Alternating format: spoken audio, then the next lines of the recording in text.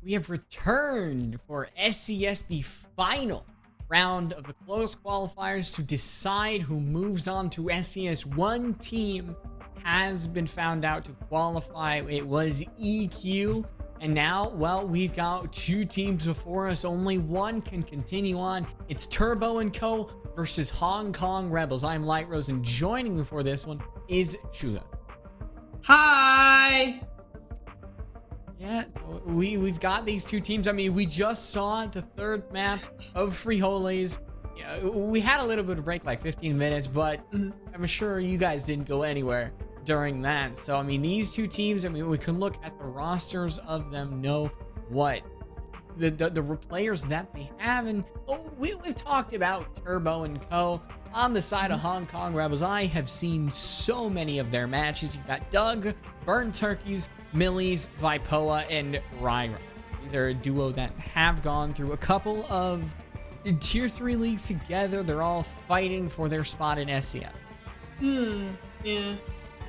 Yeah, we saw Turbo & Co. last match. They had a pretty good showing there on Oregon. It was a bit wishy-washy on their attacks, but then they brought it back on the defense. As for HK Rebels, I've seen them before in other leagues, such as the Zenata Gaming Series. I've seen them in the Digital Athlete League at one point. I think I've casted them in that league as well. And as for SFCL, I think they qualified for playoffs. You cast this, so you should know.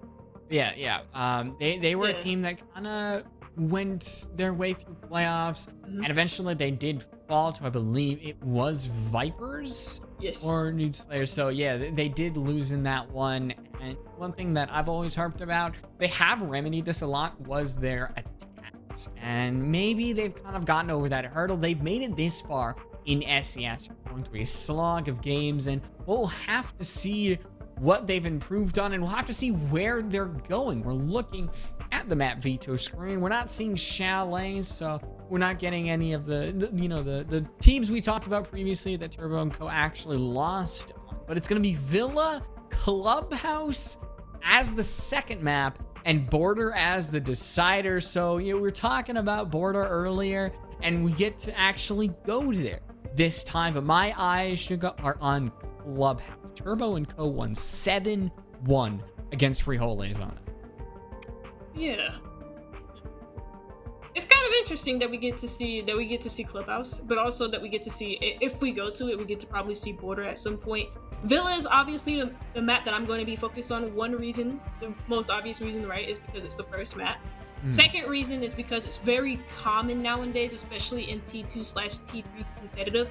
I think I've seen it for the past few matches that I've casted. I've seen Villa 90% of the time. That's a lot. So I'm excited to see it here today. I mean, I get to see it a lot when I cast nowadays, but I like Villa. I really do love this. Yeah, no, there was a lot to love about the Italian countryside. You've got the ability to roam. You have these flashy plays. You have vertical destruction from underneath. Frag grenades from below are always fun to use because a lot of times it's indicative of a team that knows their map knowledge and has good communication. So maybe we'll see that. It is Hong Kong Rebels starting on that attack, Turbo & Co. on the defense. As if we go back to the third map, Turbo & Co.'s defense was, I'm trying to remember, I think I wrote it down because that 15-minute break, that was a long one, made me forget everything. But I mean, Turbo & Co. definitely had a little bit to work on their attack. So I think starting out on the defense might give an advantage to them, especially if Hong Kong Rebels haven't improved on their attack. Yeah, from what I can remember of the first map, it was just because Turbo & Co. did have some struggles on the defense, especially on like default sites, like basement and kids, for example. The only real site that they had like a good chance of winning was the tertiary site, which was kitchen meeting. So seeing them, I wouldn't be too surprised if we saw the same issues kind of arise here on Villa. It is late at night, fatigue starts to set in for these players, and both of them just played a vet. So I wouldn't be surprised if we see like some missed drones, if we see some misplays or anything like that. Hong Kong Rebels, like you mentioned, they do struggle on the attack a little bit. Now that they're in SCS, now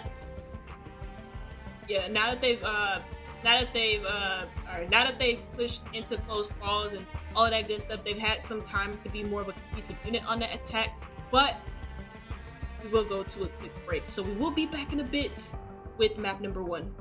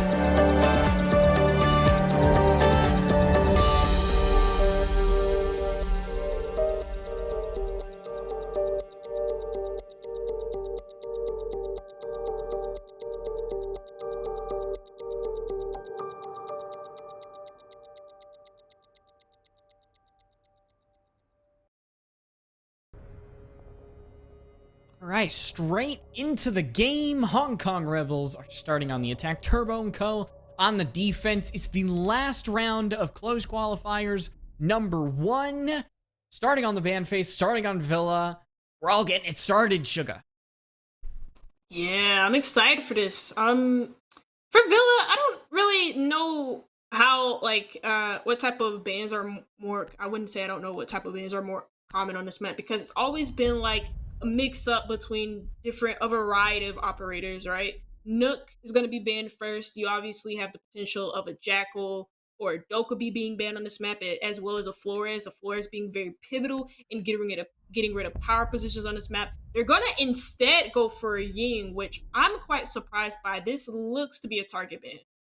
I mean, Ying on Villa is a little bit less than something on maybe an Oregon, but she still has her play when you're trying to go for a chaotic default plant on something like Aviator Games. You could always slot her in certain scenarios when you're just a little bit unsure of who you want to bring to the table. But I mean, Hong Kong Rebels do ban Ying here and there.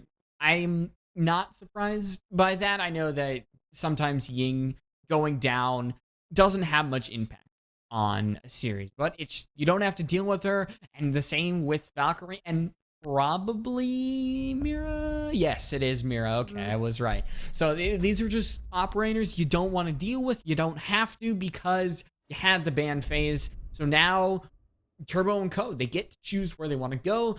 Probably Aviator Games is that's where most teams do want to go off the bat, and that's exactly where we're headed. But something to talk about, Suga, is who didn't get banned, Azami. She's going to be picked in the very first round here on Villa. Of course, the main name of the game here on Villa on almost every single one of the sites, or all of them actually, apart from Library, because nobody goes Library, but on all 3 of the other sites, which is this site, Trophy Statuary, and Kitchen Dining, extensions. Extensions are the name of the game here on Villa, and so Azami makes those extensions a lot more powerful because of how flexible she can be behind those Cuba barriers. They can create angles, they can waste a lot of utility on the attack, they can do a lot of disruption to a lot of pushes. A lot of people do plan for the Azamis, a lot of people do plan to YouTube clear anyways, but Azami is still a very tough operator to dislodge. So seeing her not on the ban face, not ahead of Amira, is kind of wishy-washy. I wouldn't have picked her over the Valkyrie because I think Valkyrie is too powerful in this map. But seeing her not banned here is a bit of a surprise. I do agree with that. Yeah, so we'll see if she has any actual impact on the game. But Mikey has 2 options. He can continue to go for the peak, knowing that Hong Kong Rebels have that window secured, or even a drone is on him. But he's going to do option 2, which is back up. He actually tries to go back in, maybe go for the push, sees the drone, and does what the roamer should probably do when there hasn't even been 30 seconds in a round and there's attackers all over you, and that is back off. Take a little bit of a safer route to victory. Mikey's actually able to back into that statutory side, use that reinforcement, but hey, it was a roamer, it wasn't the alibi. Instead, it's the Mozzie with that small magazine in the P10 already shutting down the sledge and shutting down the only frag grenades that Rebels have brought on the board already. The roamers from Turbo & Co are flexing their power. A lot of the droning is getting disrupted here, and it's not really at the fault here of the Mozzie, who did get 1 kill in this round. It's because of the ability from Mikey to just shoot the drones back off and then re-peek and then shoot other drones. And HK Rebels are not getting any flavor from the intel that they're gathering. It's very bland at the moment as they have to readjust their push towards his aviator. What was that shot? Okay, Turbo's dead. And study, so that does give some control over to the attackers. Milis is going to try and retake onto this, not retake, but take onto the main stairs, but it's shut down by the shotgun of Carnage. So there you go. Advantage still in hand here for Turbo. Carnage unaware that Doug was pushing up. It's a player that always has been a big entry for the Rebels, and Spiker has a small chance of actually getting picked up, but Mikey, you could see the despair on his face. The track singers just caught up to the Capcan at the last second. So now Turbo & Co have to fight on equal footing in this scenario. You have the track singers deterring a lot of the defense from pushing forward in the hallway. Rethinking does have some Kiba barrier coverage, but there isn't much that Turbo & Co can actually push forward in. They have to wait for the Rebels to come to them. Rethinking on NESs at the last second. And will it be his downfall? Yes, it will. He gets injured, and it's all up to Mikey in this scenario to start Turbo & Co off with a victory, as nobody on the Rebels actually has that fuser, but Mikey looking in the wrong area, just is not ready and will not be able to win that gunfight. It was an interesting attack at first because we saw the push come in from the master bedroom side of things, and obviously they lost like 3 picks, even though they had a lot of intel on where these roamers were. They just couldn't do anything off of the back of that intel. They lose 3 players, and then they readjust their push to another side of the map where Turbo & Co aren't really that well manned at. They got rid of the Azami pretty easily. The smoke was dislodged after getting 1 kill. And then you saw those players just work, the last 2 players there from Hong Kong Rebels, work their picks to perfection. And now we see them take the first round here on defense. But as per Turbo & Co, as per a lot of teams here in SCS, they lose a site, they go right back to it. And it seems like they're going to go and try a different idea. Now, instead of, I believe, the alibi from Mikey, he switched on to the Goyo canisters for a little bit more time wasting.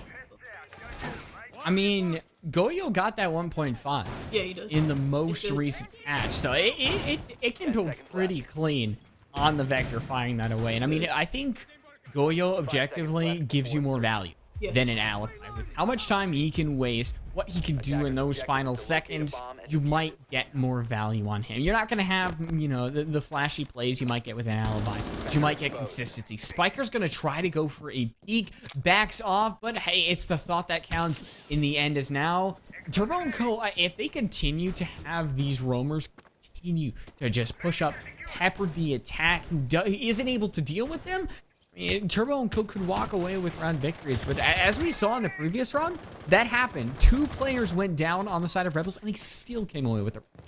Yeah, and it was just because Turbo and Co really struggled to rotate back on site quick enough to help their teammates. And I felt like maybe if they hadn't given their lives away when they were just trying to extend towards, or not giving their lives away, but giving so much control over to the Rebels, they could have won that round quite easily, especially with the mana advantage. But they don't get the early pick this round. The first kill happens onto Mikey, and that means a Nitro Cell is off of the board here for the defense. You still have those Goyo canisters up. That's not the issue, but losing a man so early, and especially on the extension here, for Turbo and Co is huge to get Hong Kong Rebels the map they want. You're going to see Vipoa just burst through the wall, try to go into Astro. Spiker is doing their best camouflage impression, hiding behind the tree. I don't think it's big enough to really help you in this scenario, bud, but I mean, maybe it's the thought that counts. As it could catch Turbo and Co by surprise. I mean, the sheer positioning of it is he trying to just angle around the corner. I think he might catch a player from Hong Kong that is Millies, who actually has the diffuser in his hands, and he might give away his position, but Vipoa is going to be the player who runs in the line of sight, gives away Spiker's position, but that is a kill. Yeah, 4v4, minute and 5. It seems like both Spiker and Millies are in the battle for who's just going to get the kill at the neither one of them gets that kill. Spiker has no damage done to him. Millies had a lot of damage done to him in that gunfight, and I felt like maybe if Spiker had a little bit more trigger discipline, he could have gotten 2 kills, but instead he only gets 1 for his troubles. And I mean, Vipoa being dead, that's absolutely huge because it takes off the only pair of nades that the defense has here. So that means some of these shields have a little bit more of a lifeline to do it. It seems like the ashing charges and also the impact nades have come into use because the 90 hallway, or the actual bookcase hallway, is going, that shield that's there, facing 90, is going to be dealt with. 3v3 though, as we see Rethinking get a frag back. Turbo and Co have that man advantage now as Rethinking retakes back 90. 15 seconds left on the board. Hong Kong Rebels need to do something. With no diffuser in hand, it's not much they can do because Rethinking is just watching it like a hawk. I don't even think there's enough time to grab it and get inside the site as Rethinking claims another one. He's just gonna aim down, and this time it's actually Spiker who finally gets that kill. So Turbo and Co reaping the rewards of having mechanically gifted players. Rethinking is somebody who, if you do not find a way to suppress him, he will just absolutely walk on over your team. So Hong Kong Rebels, they might have a round victory, but there's a lot of things that Turbo and Co have in their hands that needs to be dealt with. So I think we're at equal footing right now, but there's so easily can be Turbo and Co who just kind of take this map and run away with it. I felt like the intel game in that round also kind of let them down yet again, right? Because in the first round it was like not lack of intel, but like they were droning out this whole master bedroom, the whole trophy statuary side, and they got a lot of intel in the defender's position, but they couldn't work off of that. That time they were droning. That time they did get the first pick, but they didn't figure out the Malusi's position behind in the plants. I mean, who would, right? But he still got 2. He still got a kill, and that was only on your only pair of nades. You still had a lot of destructibility to work with, but then you lose 1 player in your arsenal. You can't really do anything from there. And then you have Rethinking, who's like retaken into 90 after getting like 2 kills from that hallway. It's just, it's crazy. I mean, what do you do about that? What do you do to shut a player like that?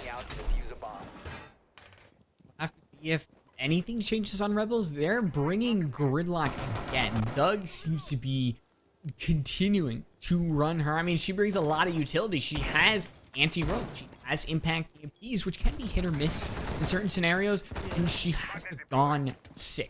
Well, the F90 ain't too bad either. It's got a good zoom size, so Doug clearly making her work 3-1 in this scenario, and I don't think he's keen on stopping anytime soon, as Turbo & Co has a player hanging out in AVG, doesn't spot any part of Millie, so safe for now, but is Mikey actually going to be safe himself? That a Kebby calls should give away his position, and rethinking now can be heard, but they just have a great crosshair place, having to potentially back off as Millie just goes in, gets one, Doug finds the other, so Roamers get shut down immediately. Spiker will be able to claim one, but it's still a consolation kill. You lose both Mikey and Rethinking. And now you lose Doug, so there goes your flank operator dead. You do hear the track stingers go off on the main stairs, but Spiker has already retaken here into games, and so now you need to worry about his positioning here as you're trying to make a push on the south side area of the map. His phone does go off, and I'm pretty sure they just heard it. Now they know he's here because the drone confirms his position. Impact enables out, doesn't do really a lot of damage to Millis, who's still stuck here, doing a lot of work with that MK14. Millis finds one, and there's another on the board. Hong Kong Rebels completely tear this defense apart on its extension towards AVG, and Millis is the main one to do it. The Dokkaebi having a huge round, and HK Rebels grab their second. That was a trophy statuary site. Yeah, trophy statuary. I mean, nobody stepped foot inside of the actual site. Everything was just Aviator Games. Turbo & Co centralized around there, and Rebels, well, that was just the graveyard in that scenario. So going back to Trophy Statuary, we're going to see Turbo & Co attempt to maybe centralize the fight a little bit more around site, save their roamers for a rainy day or a rainy scenario in these next couple rounds. So I think not getting off of a strong start. They've shown signs of brilliance, but also where clearly they are lacking. Yeah. Turbo & Co had that same issue in Oregon. I remember, like, at least on the first 2 rounds when they ran the basement site back to back, they spent a lot of time dedicating themselves on the roam, and it really screwed them up, especially in the early round where Frioles found so much impact with those early kills. And the same thing here is happening with Hong Kong Rebels. I felt like Turbo & Co, once they lost the first player once Spiker got that refrag onto the gridlock, I feel like nobody else from Turbo & Co should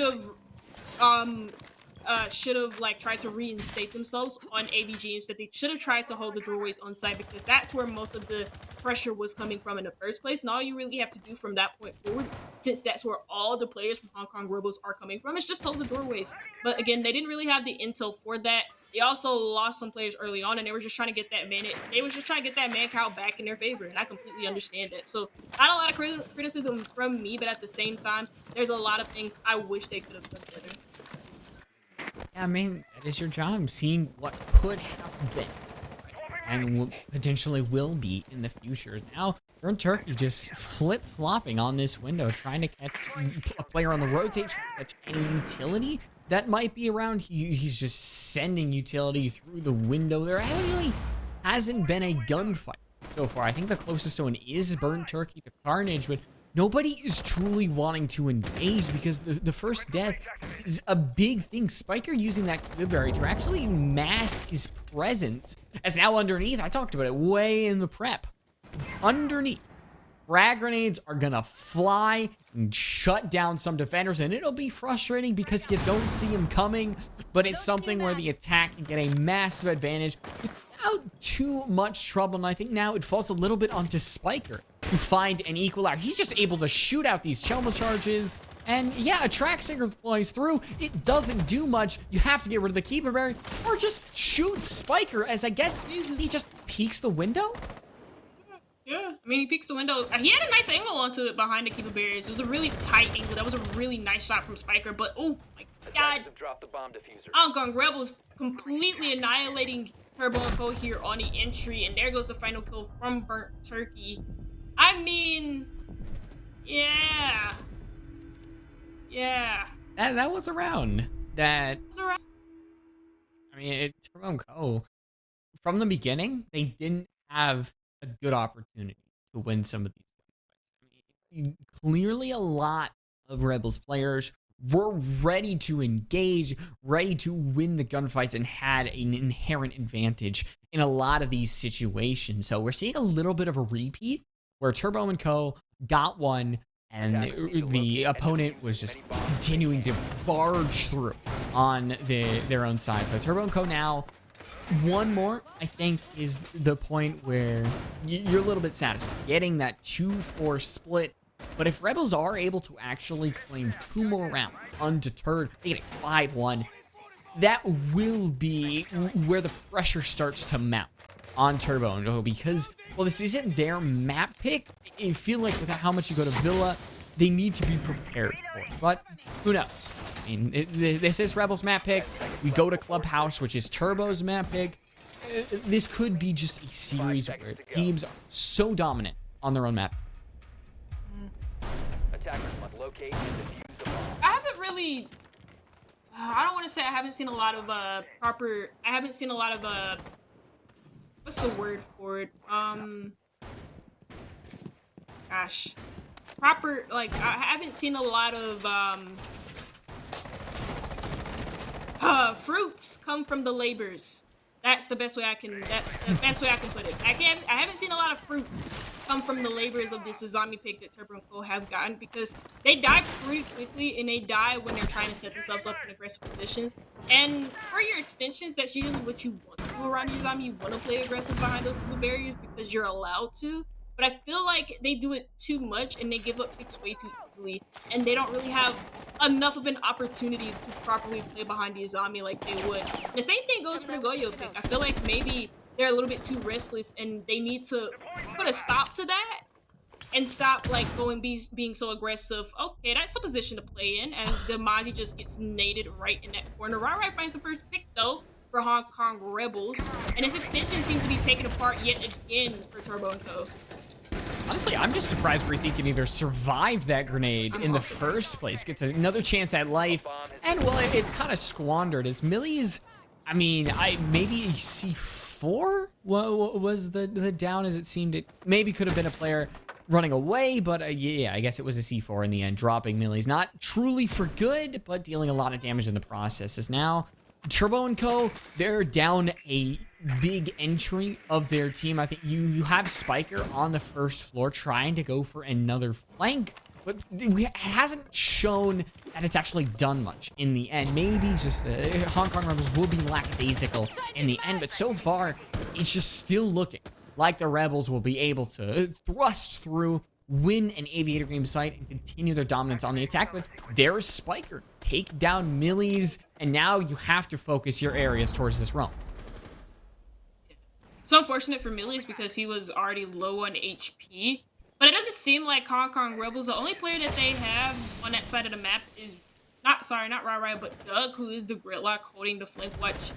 Possibly, maybe not anymore because they're already dead, and Spiker seems to be just all over the place at this very moment. I'm not really too clear on what his position is. It looks like he is set up on that first floor. But again, Turbo and Co. find another frag, and Hong Kong Rebels have been late to the mark so far. Vipo finds that refrag, but still 20 seconds left on the board.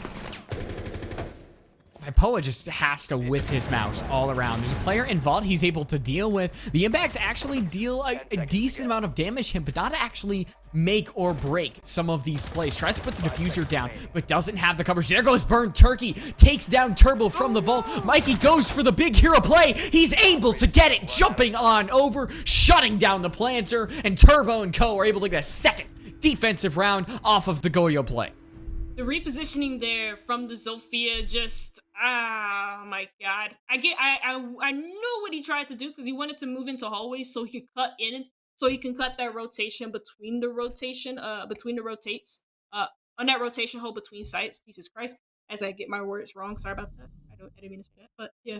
And also cut off the run in from vault. He was trying to reposition. That's why he was trying to reposition himself. But I felt like if he stayed in study, he could have cut off that rotation towards his teammate in time as well. But he felt like maybe if he could move himself in another position, it would be better. But in doing so, he left his teammate exposed as he was trying to get that plant down at 0 seconds. So I just think at 0 seconds, you should just hold your discipline, hold your angles, and be convinced that you're doing the right thing by holding the angle that you're already set holding. Now we get to see this kitchen sight here from Turbo and Co. after a 2v1 clutch there from the Gleo. But last round before we go on our big screen. Hong Kong Rebels not in control. I think we've seen, I guess we've been able to look at the results of what happens when Turbo and Co are able to go to Clubhouse, and I'm not secure in the Hong Kong Rebels winning that map after losing Villa, because I mean momentum is a big thing. Keeping your mental state is a big thing as well, and I think you talked about all the way when, and we went to break just before I wanted to talk about it. It is getting late in the night. These two teams didn't actually have the same type of series. Hong Kong actually had a 2-0, and Turbo and Co had to slog it out on a map 3, so maybe they have a bit more practice, but they might also be a little bit more tired. We'll have to see if any of those things rear their head later in the series, but so far, Turbo and Co, I think now are starting to ramp it up. And once we swap sides, maybe they'll be fully activated. But Millies does spot some feet, takes some damage from the cap can, and there's the proximity alarm that Spiker knows to take out Millies. Is another one around the corner? No, it's only damage. And now he backs up into the site with a little bit more security. He's got his friends around him. Yeah. It's unfortunate for Millies because he did not expect the swing off of the cap can. He just wanted to scan some feet. And he couldn't. As everybody does. No. No, I don't know. You have something to tell us? What's up? You clearly know the enemy's position. That's okay. What you get from it. I just want to make sure. Alright. Hong Kong Rebels at a deficit.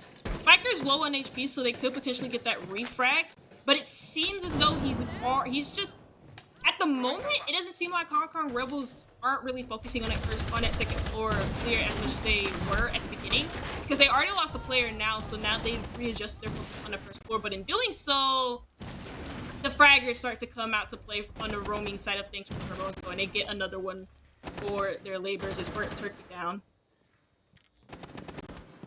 And now getting into the thick of things, a lot of HP done to a lot of players. Well, it's only Vipoa. He gets one, but he's got to break through a wooden barricade. He's got to break through a Surya gate, and he has to break through 4 players and can't even put a dent in a single one. So a big turnaround from Turbo and Co. Down 3-1. They swing back as hard as they can, and it's a 3-3 now as they swap onto the attack, and I think the momentum has absolutely gone in their favor, and it's going to take Hong Kong. They got to get a good defensive start to really put an abrupt halt to whatever Turbo and Co are bringing. I have a question about Villa in particular, like as a map. When you look at this map, do you consider it more attacker-sided or defender-sided? The obvious answer would be defender-sided. But a lot of people seem to think that it's like more, it's kind of 50-50 just because of how common the map is in a competitive pool nowadays. I mean, I feel like there's a difference between how you look at it versus like what is actually backed up by statistics. Right. And that's a difficult one because I mean, I feel like Trophy a lot of times can be more attacker sided, but something like AVG or Kitchen is more defender sided. So using all the knowledge I have in my brain, I'm going to do a little slot machine. I'm going to have to say it's defender-sided. Because a lot of times when it comes down to the thick of things, the defense will always rely on something like a smoke, who's brought in almost every situation. Even on Kitchen, you have something like a pulse. And it will always benefit them in these situations. But that is just what I've seen. This is not backed up by stats. This is just the Light Rose's 2 cents. Fair enough. Everybody has their own opinions and own answers of it.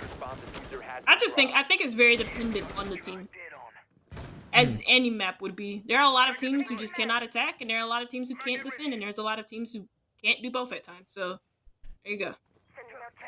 I'll get into the thick of things. First attack here from Turbo and Co. We see the extension here from Hong Kong Rebels. They're doing a great job early on of getting rid of a lot of the drones, but a refrag comes out between both of the teams as Turbo and Co. hit back hard by Rebels getting Mike switch.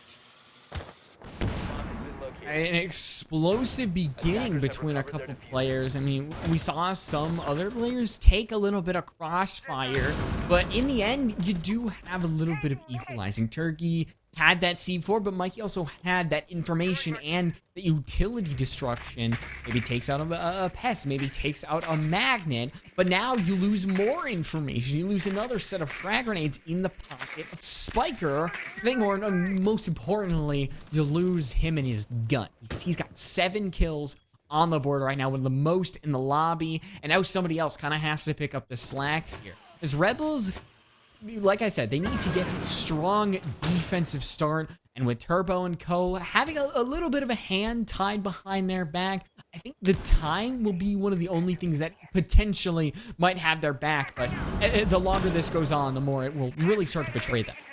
Yeah, the lower the time gets, the more effective some of these operators with utility are actually the only operator with time-wasting utility because there is no Nitro Soul in the hands of Doug. But you do have a Rai with 2 frag grenades, with 2 toxic babes left. And right now in 90, Hong Kong Rebels are trying to find another entry point inside of the area of the site, which is that wall area. They open that right on up so they don't have to depend on entering one doorway. Milis finds the first kills though. So there goes the player in that hallway just finding their kills, setting up a nice crossfire. Our Hong Kong Rebels are playing this to perfection. Despite the extra entry point opened up here by Turbo and Co. Now it's all up to rethinking and the 1v3, but I'm guessing he's rethinking his life choices as Karn and Co. get their first defensive round of the app. Really not much chance there in that situation, and it goes back to what I was saying as we started this round. There's so much utility that the defense has in these certain scenarios like that. A smoke is just able to obscure vision, waste time, because that door is such a focal point for a lot of the attack, and they cannot push through because they'll take a lot of damage.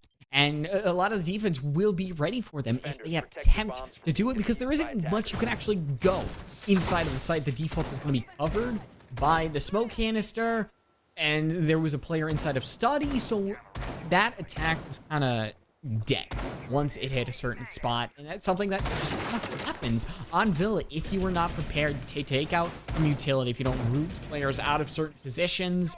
And well, Rebels are able to regain a lead that they didn't actually forego. They were at a tie, but so far Turbo and Co just right behind them. They don't have to attack the same site. They get to go to trophy this time, and maybe, just maybe, might have a little bit more success.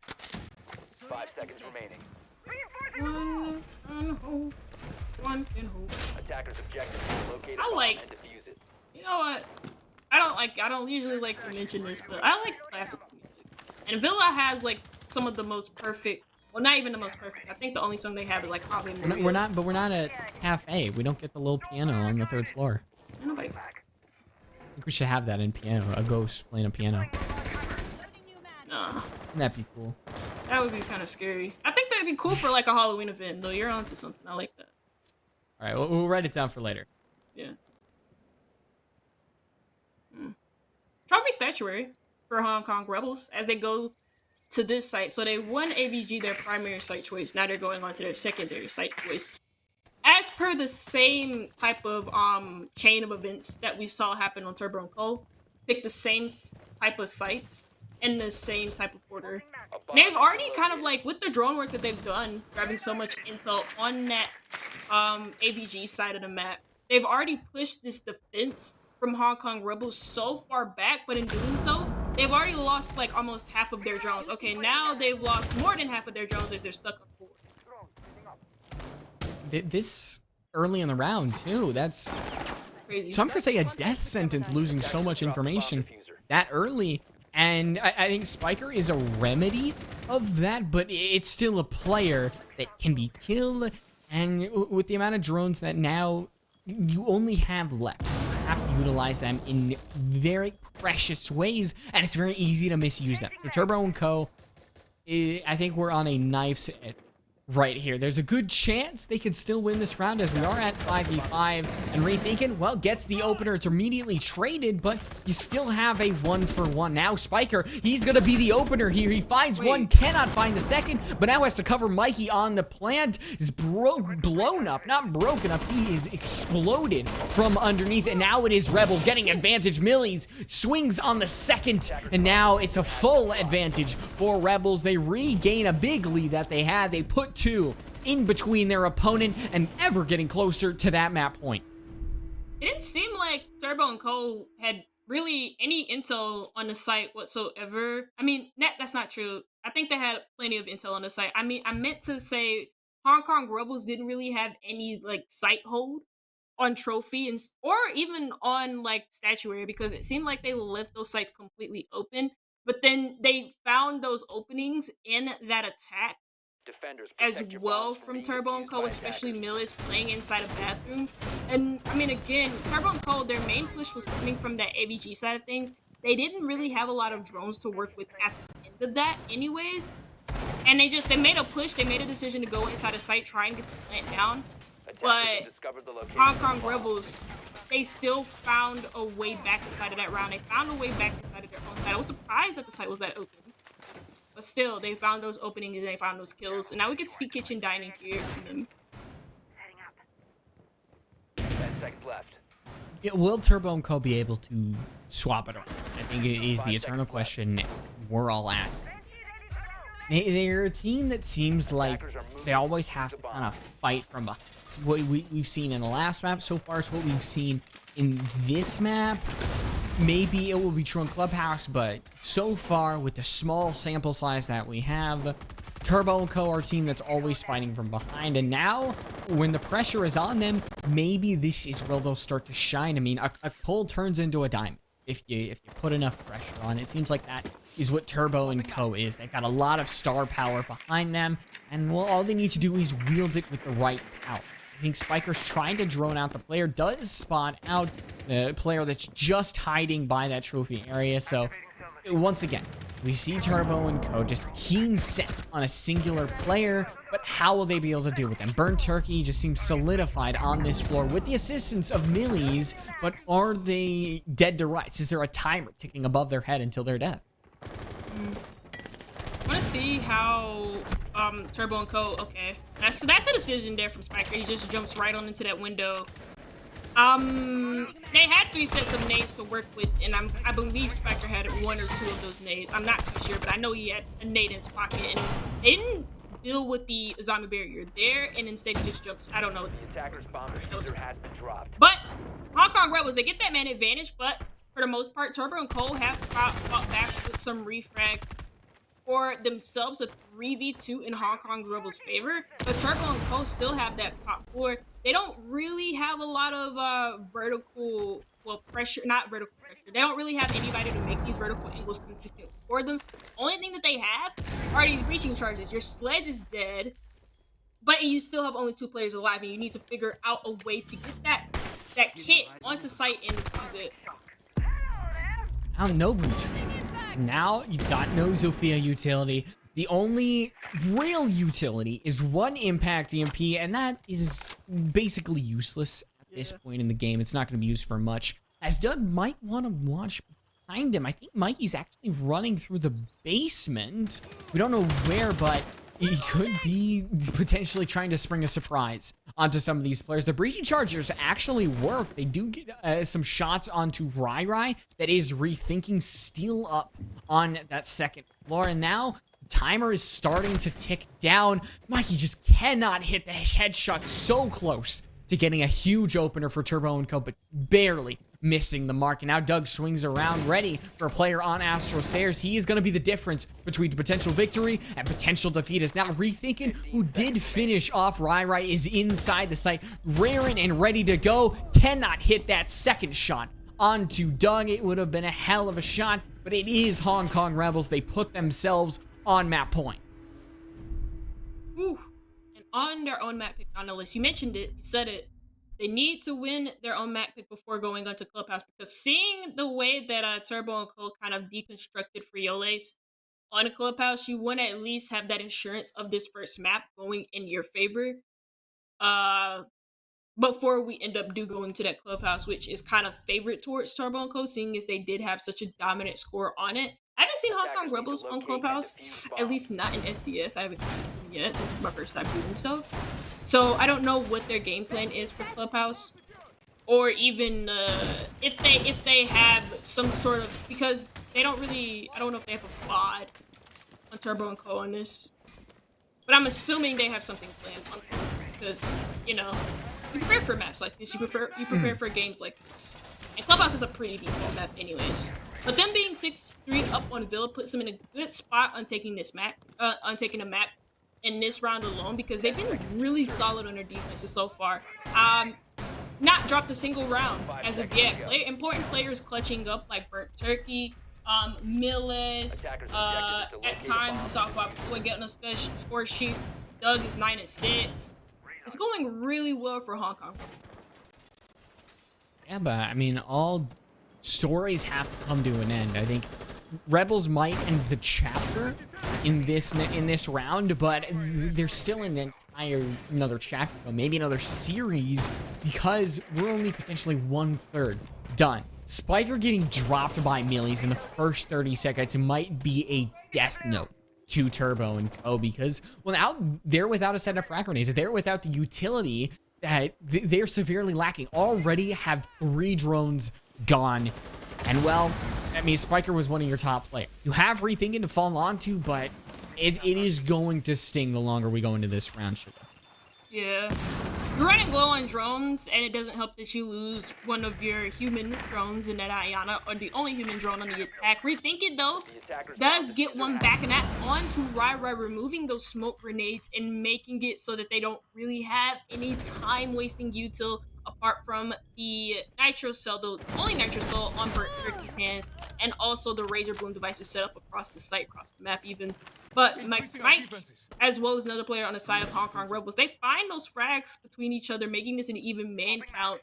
And at the moment, map control is kind of even. It doesn't seem like, because of the amount of players that Rebels have at the moment, them being 3 players, they can't really extend themselves too far, and they have to play their positions to a T and win their gunfights. Here's the thing, though. Turbo and Co actually aren't really grabbing that. So they're going to master bedroom, but that's kind of given if the defense doesn't actually want to extend over their landing and bookshelf. Kind of the big places you really want to hold on to as an attack. Mikey will actually use a Twitch drone, is able to shoot out something, a Thorn Gadget, Magnet, whatever it is gone and will help the attack in the end, but we're reaching under 60 seconds. And Turbo and Co have to win this round. Otherwise, well, we're going on to map 2. We have 2 players over by landing, and I believe the third is probably going to come from the study side. Doug has just been sitting here for an eternity, waiting for the perfect position. The C4 does not get shot and deals a lot of damage to Mikey, but not lethal damage. Burnt Turkey is not a smoke, he's a mute. He doesn't have a C4 to use, he's only got bullets. Well, Doug eventually emerges from his hidey hole, is able to take out Carnage and Mikey with that C75, and now just continues to fire away. This should be Rebels securing the round, securing the map. All they have to do is make sure Turbo doesn't put the diffuser down, and I think that's basically a given at this point, Sugar. Woo!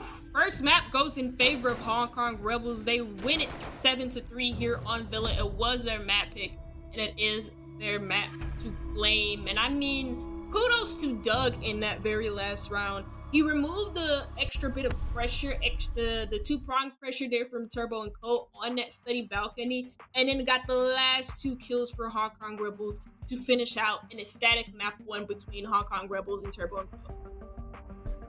Exciting one at that. Back and forth until, well, Rebels, they just got the lead and absolutely ran with it, not dropping a single round in that second half. Maybe it's indicative of future perspectives with Turbo and Co. Maybe it's just the fact that they're not as good at Villa as something else, but I mean, that's map 1. It puts Hong Kong Rebels in the lead, but for how long? We've only got 1 more map to go to win before they are qualified for SCS, but it is going to be difficult one.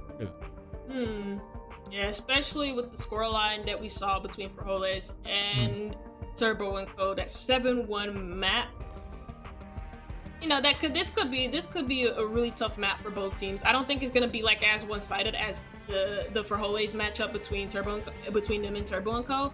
But I do think this will be a tough matchup for both teams. Yeah, but we're gonna head to a quick break. We wanna make sure you're not hearing us yammer forever. You get some nice popcorn, get some drinks, because we are not done with this map. We'll get map 2 right after this. Cards on a double, though, and he finds a third to the smoke. Just an ult. Then he gets a 3K with an ult. With 3 seconds left, Final lands the pre-fire. Nobody can kill him in time. He clutches it out. What a play from the Alibi as the lobby player goes unchecked.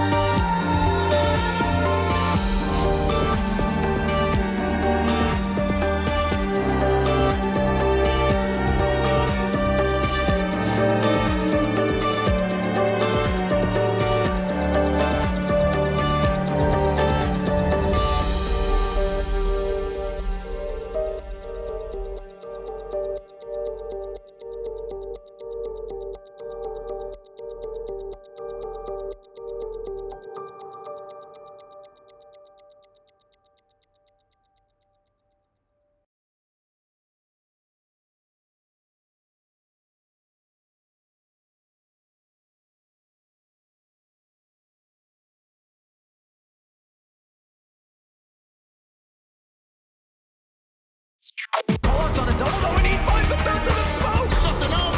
Then he gets a 3K with an ult. With 3 seconds left, Final lands the pre-fire. Nobody can kill him in time. He clutches it out. What a play from the Alibi as the lobby player goes unchecked.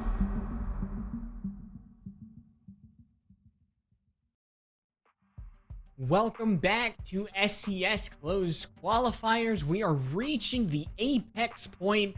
Hong Kong Rebels just came away with map 1 and now looking to map 2 to secure their final spot, and of course their spot in SCS. I am Lightrose, and joining me is Suga, and we've talked about this map a lot in that first one, because I mean we all saw the scoreline 7-1 against Frijoles, but now you're seeing this team have to defend against Hong Kong Rebels. and what was a lot less close of the first map than previous Turbo and Co matches. 7-3 Hong Kong took the first one, and now we head to Club.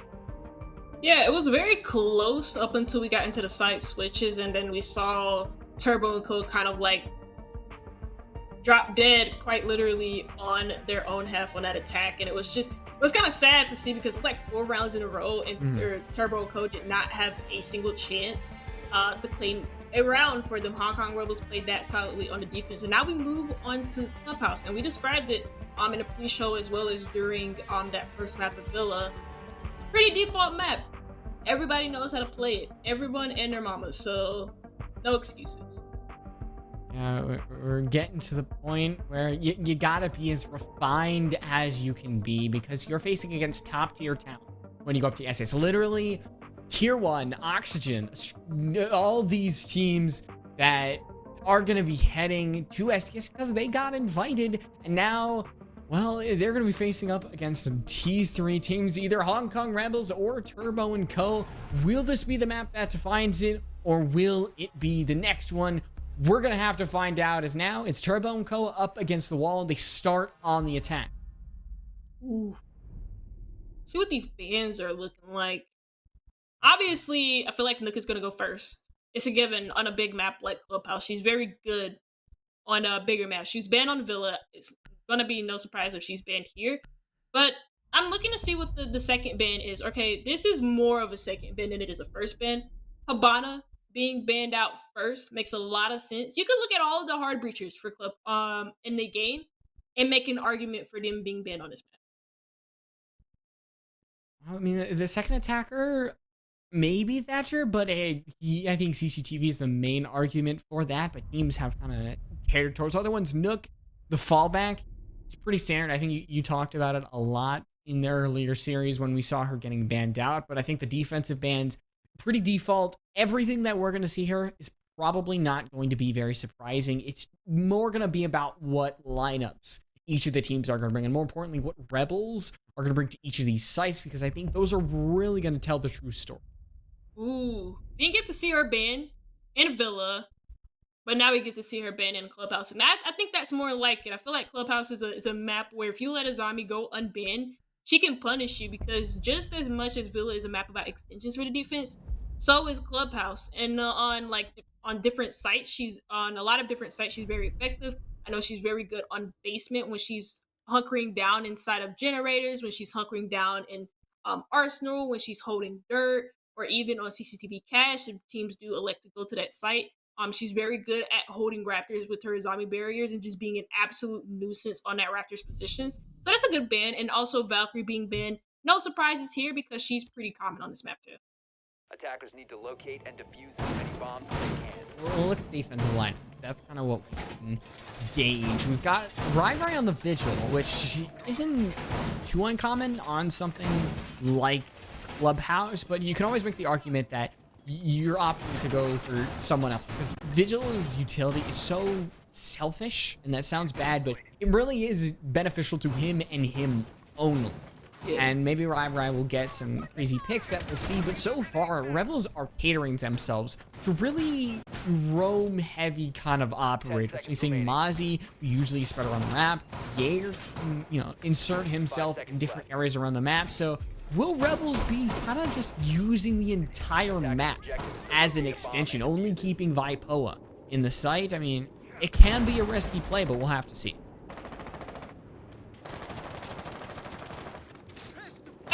I do think he's very influential on like bigger. We described it. Clubhouse is like a bigger map, and even on maps like Villa, I think he's pretty good on, just because of his ability, because of how big roaming is on these type of maps, and how disruptive Vigil can be with the signal disruptor. You think you drone him, you think you don't. Spiker saw a person, shot him, and now Rarai's gone, so he doesn't get any fruits for his labor on the roam. Spiker's just eliminating anyone he sees. Millis goes in there for the refrag, but he gets shut down quite swiftly.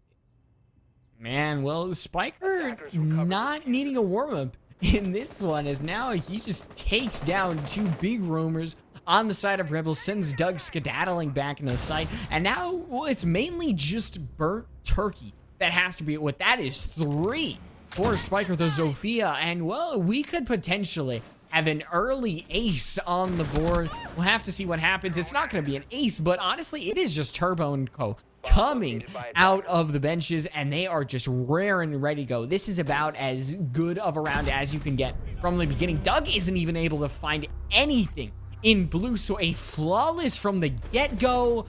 I mean, what can be said about that? But Turbo and Co. just came ready and prepared.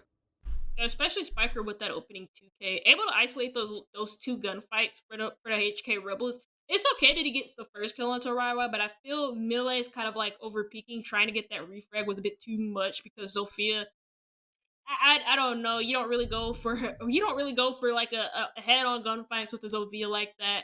And that's exactly what happened. It ended exactly the way you would expect it to. With Melee dying almost immediately to Spiker on that entry. He gets 3 kills for his work, and Turbo and Co start off the map of Clubhouse with being a flawless, to be exact.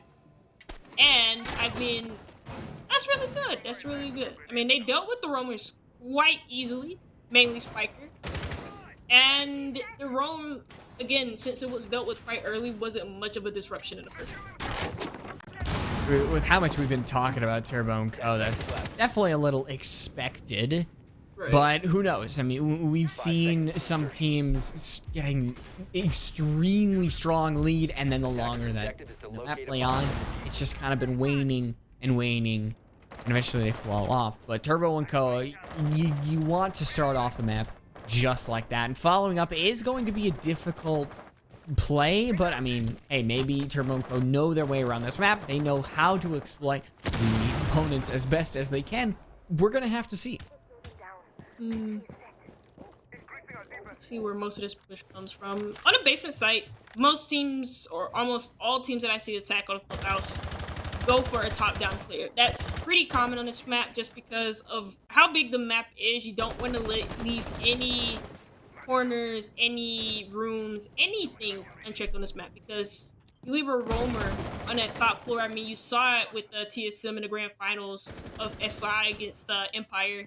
Geo hiding out in strip club for a majority of the map, and Empire trying to clear him at the last seconds. This is exactly how impactful the roamers can be on Clubhouse if they're left unchecked and if you don't fully do a full clear of this map. And so that's exactly what they're doing. They completely cleared out for the most part. Hong Kong Rebels, they did not really waste any time because Turbo and Co were taking that time to clear the map anyways. But they back off into sight and they give Turbo and Co that map control they want. We're not seeing the same type of round.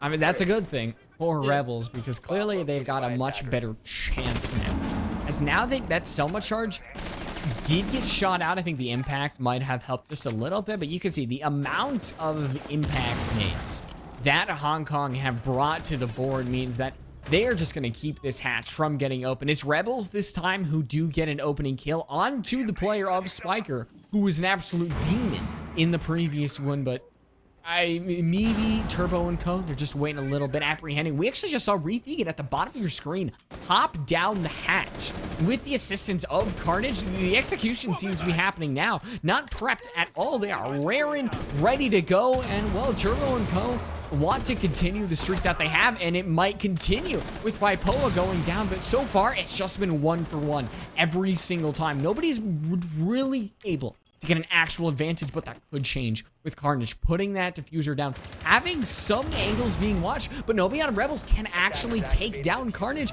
and now the diffuser has gone down. It's 2 players left alive on either side, and now Turbo and Co truly have the advantage. Well, and of course, what other way can you have it but a 1v1 between Doug and Turbo? Doug tries to fake the diffuser, but just keeps going on and off of it. Doesn't he know pros don't fake? Turbo knows that and makes his namesake true, wins it out for Turbo and Co.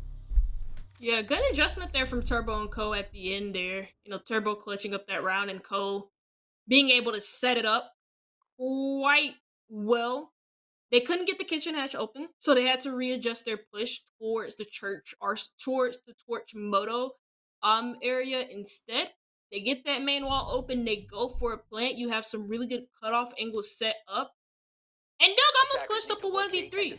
I mean, granted, he did really, really well getting Mikey inside of Moto and freeing up that space so that he could flank behind the Thermite. Well, try and flank behind him and just trying to get that plant down behind Bar. Then he wants to gunfight head on with him anyways, and it's just Turbo playing that 1v1 to perfection, not really rushing himself, not feeding into the chaos of that 1v3. Instead, makes a lot of noise on that top floor. It rotates back down to get that final kill, and it's Turbo and Cole with a second round in a row. And again, it comes off of just readjusting their push and adjusting because they couldn't get that kitchen match open. So this stuff from them. Gym Bedroom is going to be the third site, or the second site choice here from Hong Kong Rebels. They lose that basement site twice in a row. They're not going to try it a third time in a row. They don't believe that the third time is like the lucky time. And I agree. Yeah, it's never a good thing. Right. Go to a site 3. I don't think I've ever seen that work once. So, doing the normal decision and going to Gym Bedroom, I think CCTV is really falling off. As I said, a lot of teams are just preferring going over to Gym Bedroom, and maybe it's the fact that a lot of times Mira is just a common stay of this map. She's not banned as much as she used to be, and that makes holding this Gym Bedroom site that much easier. But with Thatcher being unbanned as well as Mira, it means that getting this wall open is basically a piece of cake. You throw down the EMP, and it's basically free for the taking at this point. But now, well, it's the second checkpoint. You have to get through the mirror window. Yeah, they've already used 2 Selmas on this main wall just to open up one extra angle towards the top of main stairs. Yeah, towards the top of main stairs on that main hallway, and then opening up another on the actual mirror window itself. It seems like Selma got stuck, and it got destroyed. I believe that was by Rai rotating from Gym. Nobody watching that Gym window. And now they cannot get this mirror window open. So they're going to have to readjust their push yet again like they had to the last round because they couldn't get that kitchen hatch open. Again, they didn't do a full clear on top of CCTV cache and construction. Melee's goes unnoticed, and he gets that kill into Carnage. And that's now the only hard breacher, or the second hard breacher, with the only hard breach utility left on the board that Turbo and Cole cannot use, and they don't.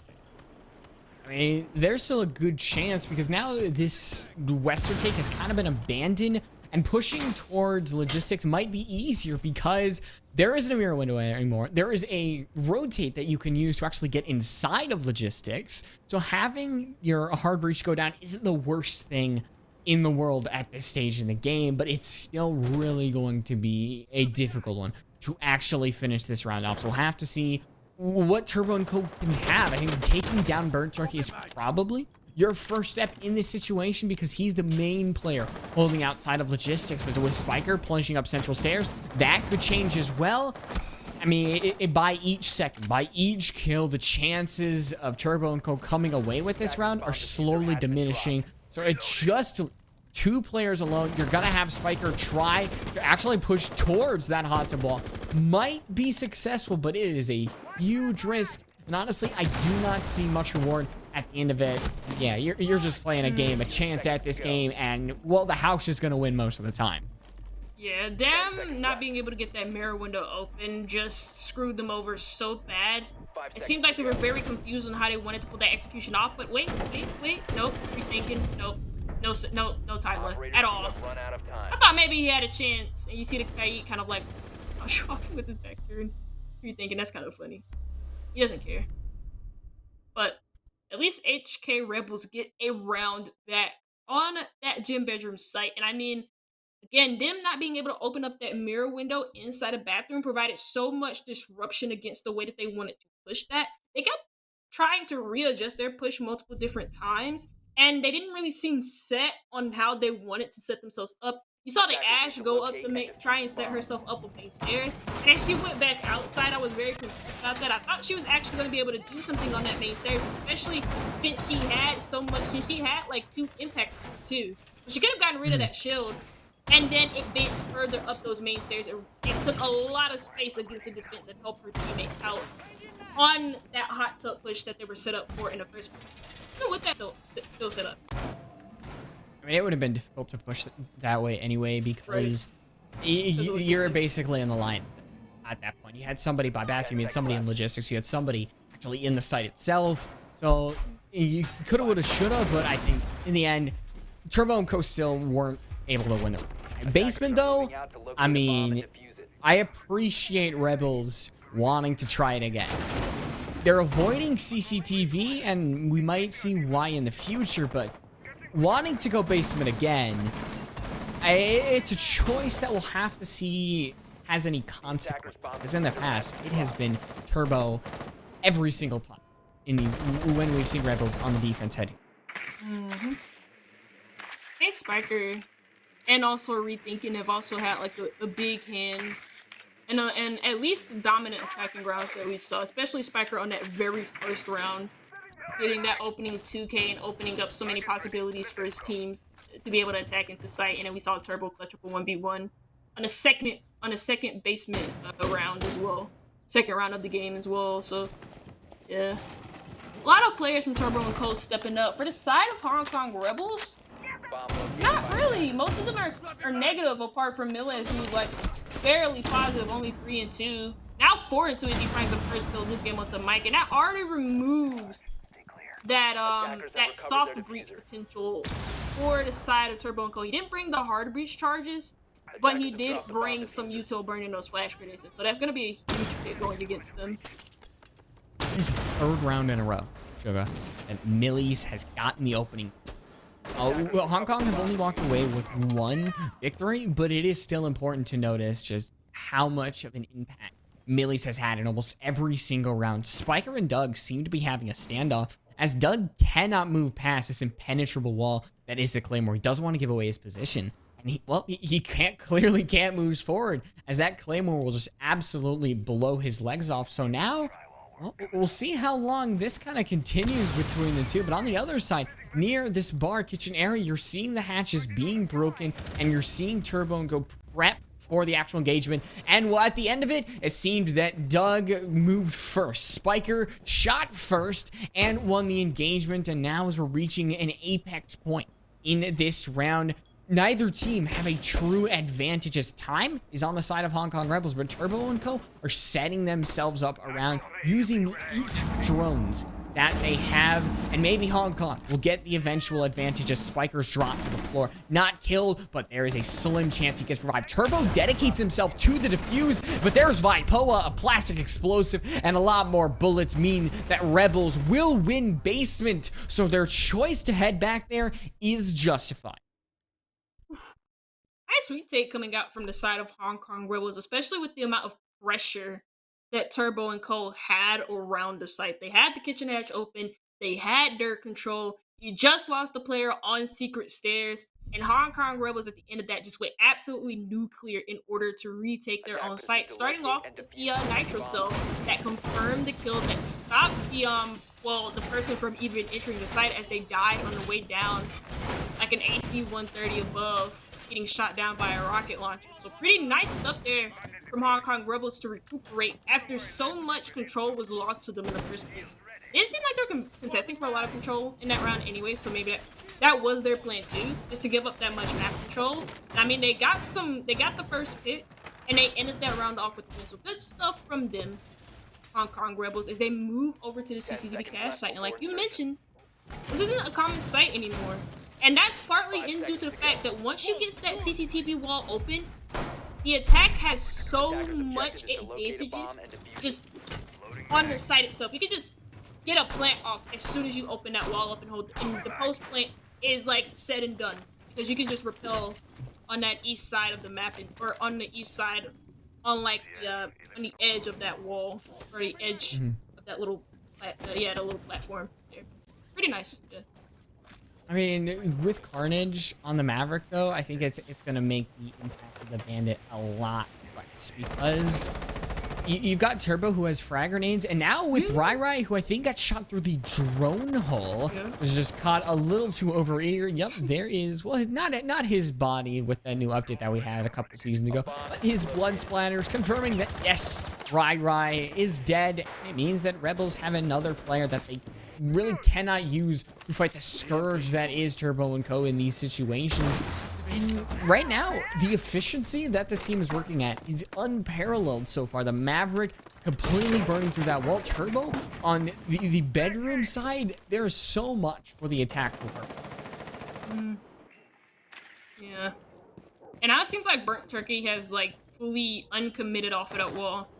He's like an unloyal boyfriend who keeps like, yeah, an unloyal boyfriend or girlfriend or partner. Once something goes bad in a relationship, he just has to leave. Seems like we're having a little bit of a lag issue. I mean, it's so common in the servers. Okay, Nitro Cell just goes out, kills Turbo, as I'm not too sure what's going on. Lag keeps happening as Carnage is claiming it in the chat. I just saw somebody skip, so I completely understand that. Mike finds another kill. There goes a second, as I'm not too sure what's going on. He just literally peeked from the doorway and then jiggled. So, yeah, pretty nice stuff for Mike, as he's inside of the site. The fuser's left in construct, and he got a quad kill for his trouble. What? Yeah, I don't, like... What? I mean, it's an ace He can't move. for Mike, but you can see in the comment, nobody could move. Yeah. So it is literally like playing basketball against preschoolers right there. So I think, yeah, there is going to be a consensus that that round did not count.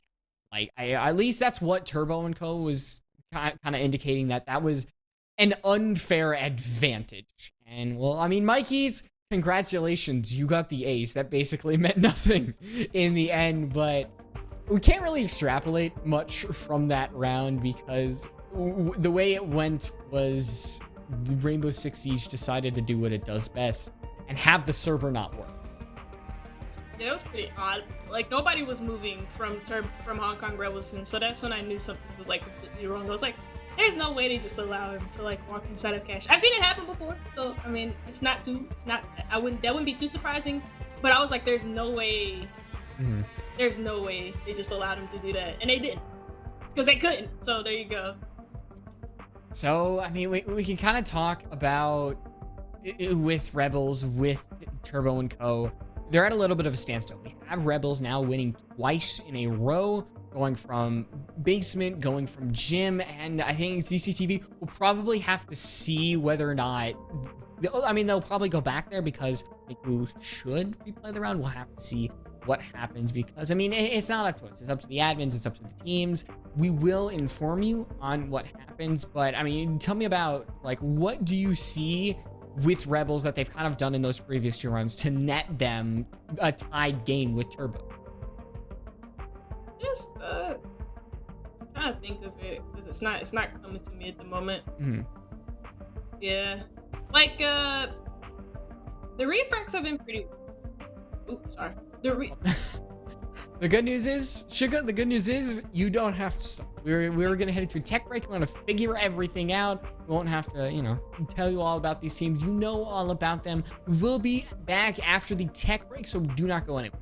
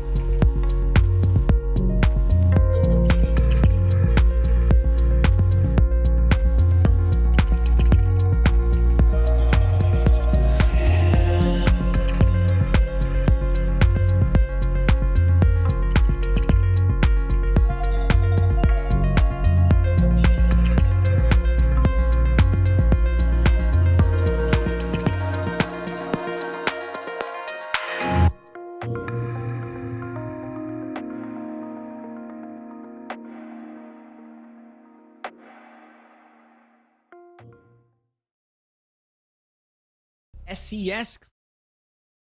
When we get to look at that little dragon again. It's a nice animation. I like it. I believe we found out what that dragon's name is. It's like Storm Thunder.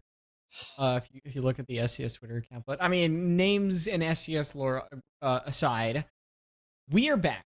And yes, we are replaying the round, sugar. Yep. If you didn't get to see what happened, basically Hong Kong Rebels were on the defense, like they are now playing this same site, and a lot of players on Hong Kong Rebels literally could not move. Actually, all of them could not move. And that's exactly how, I believe, who was it on the A's? I think it was Mikey. It was Mike. Mikey just walked in and got an ace. But nobody on HK Rebels couldn't move, so that round did not count. And so we're playing it again. Fun. It's fun. Love this game.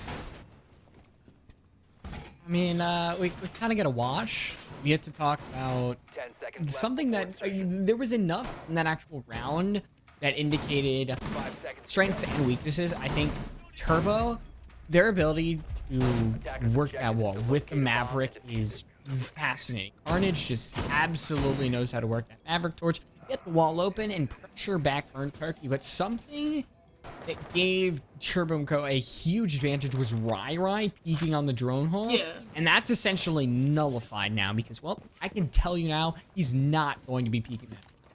Yeah, it's unfortunate that we get to replay that round because I'm pretty sure Turbo and Cole want that situation right on the back. I'm not too sure if Rai was just trying to like walk the beast and he got caught on it, or if he was just carelessly hanging around that drone.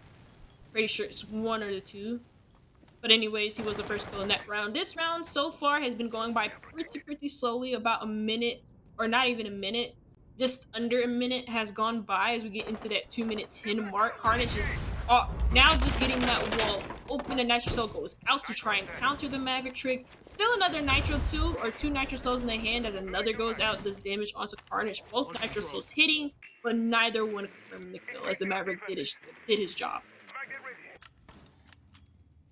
Now the time has started to tick down. Carnage got that wall open, and now Millie's is a player that has kind of grown in how powerful his position will be, because if he holds the rafters, that is a real key to victory that Turbo & Co. can kind of take, because I mean, if you take rafters, that's looking straight into cash, that's looking straight into red, that you can cover from the planter, and if you cover from downstairs, and I think the round might as well be yours, but we'll have to see what Turbo & Co. are actually doing, because you see Turbo himself by kitchen, you see the Zofia of Spiker looking towards rafters. There's a lot of angles that Turbo & Co. are kind of gearing towards, but not truly dedicating themselves to. Yeah, at the moment, okay, as the first kill goes out in favor of Hong Kong Rebels, they tried to go for somebody playing in logistics. I believe Turbo's position also kind of baited out Rai as he's just gotten that refrag, but at the moment, kill speed is favoring Hong Kong Rebels. They have that man advantage, but Rethinker just jumps right on against the first person that he sees, but is immediately refragged by that player of Mill-1 at that Raptors positions. Now it's a 1v3, 35 seconds to go, and Turbo is being held back by the smoke. Mikey had a huge chance to open the round, but sometimes you just can't win those crazy gunfights that you're at a disadvantage of all the time. Speaking of disadvantages, Turbo is in a massive one. He has 15 seconds to find 3 members and almost no chance of getting it, so he won't. It's going to be Hong Kong Rebels getting CCTV, continuing their round streak, and I mean, I think that rehost really benefited them, because Rai, instead of being the opening death, was the opening kill. And now they claim this round, potentially have a 4-2 split. And remember, Rebels won 7-3 on the previous map. So if they get map 2, it's all over. It's all over. It's the end of Carn & Co.'s run inside the closed claws. I think they can retry again in open claws, which happens next week. Yeah, so you wanna, sign up for SCS, I mean, you still have that opportunity now. Registrations are still open. So make sure you get right on that. There's gonna be a pop-up sometime in the stream. You'll see it at some point. But yeah, make sure to sign up for SCS with the plug stack if you want to. I'm not gonna force you to. But it's Yeah, but it's pretty fun. I mean, we've seen some enjoyable moments. I mean, you and I were talking about it, just how enjoyable it seemed, just running it back with the boys. Running SCS called back. Yeah, at this point, you are going to get to the teams that are a lot more coordinated and are really know what they are doing because they are this close. They're fighting for this spot. And Rebels has been a team where, I mean, they were in SFCL. They got pretty far into the playoffs, and to make SCS would be a significant accomplishment as well for them to grow as a team, because watching them, you felt like they had a lot of potential. They already had a lot working for them, but there were just some small things that were holding them back. And I think the more they play, especially when they play against, you know, potential T2, T1 teams, then, you know, that just allows you to grow exponentially because you get to play against the best. Well, you might lose, you can learn a lot. Yeah, it's nice to see Hong Kong Rebels progression as a team, because I remember I kind of watched them when they were like, when they had just gotten players like Rai, for example, and Rai is a name well known throughout the collegiate scene. You've seen them before. I can't remember which team it was. Don't remember. Doesn't really matter at this point. But I mean, it's nice to see how well Hong Kong Rebels have formed themselves as a cohesive unit. Millie's again getting the first pick, and it happens to be Warren Incarnate as well. I don't even think he got an opportunity to use his exothermic charge, and that's again the thermite going out early before he even gets a chance to use those exothermics.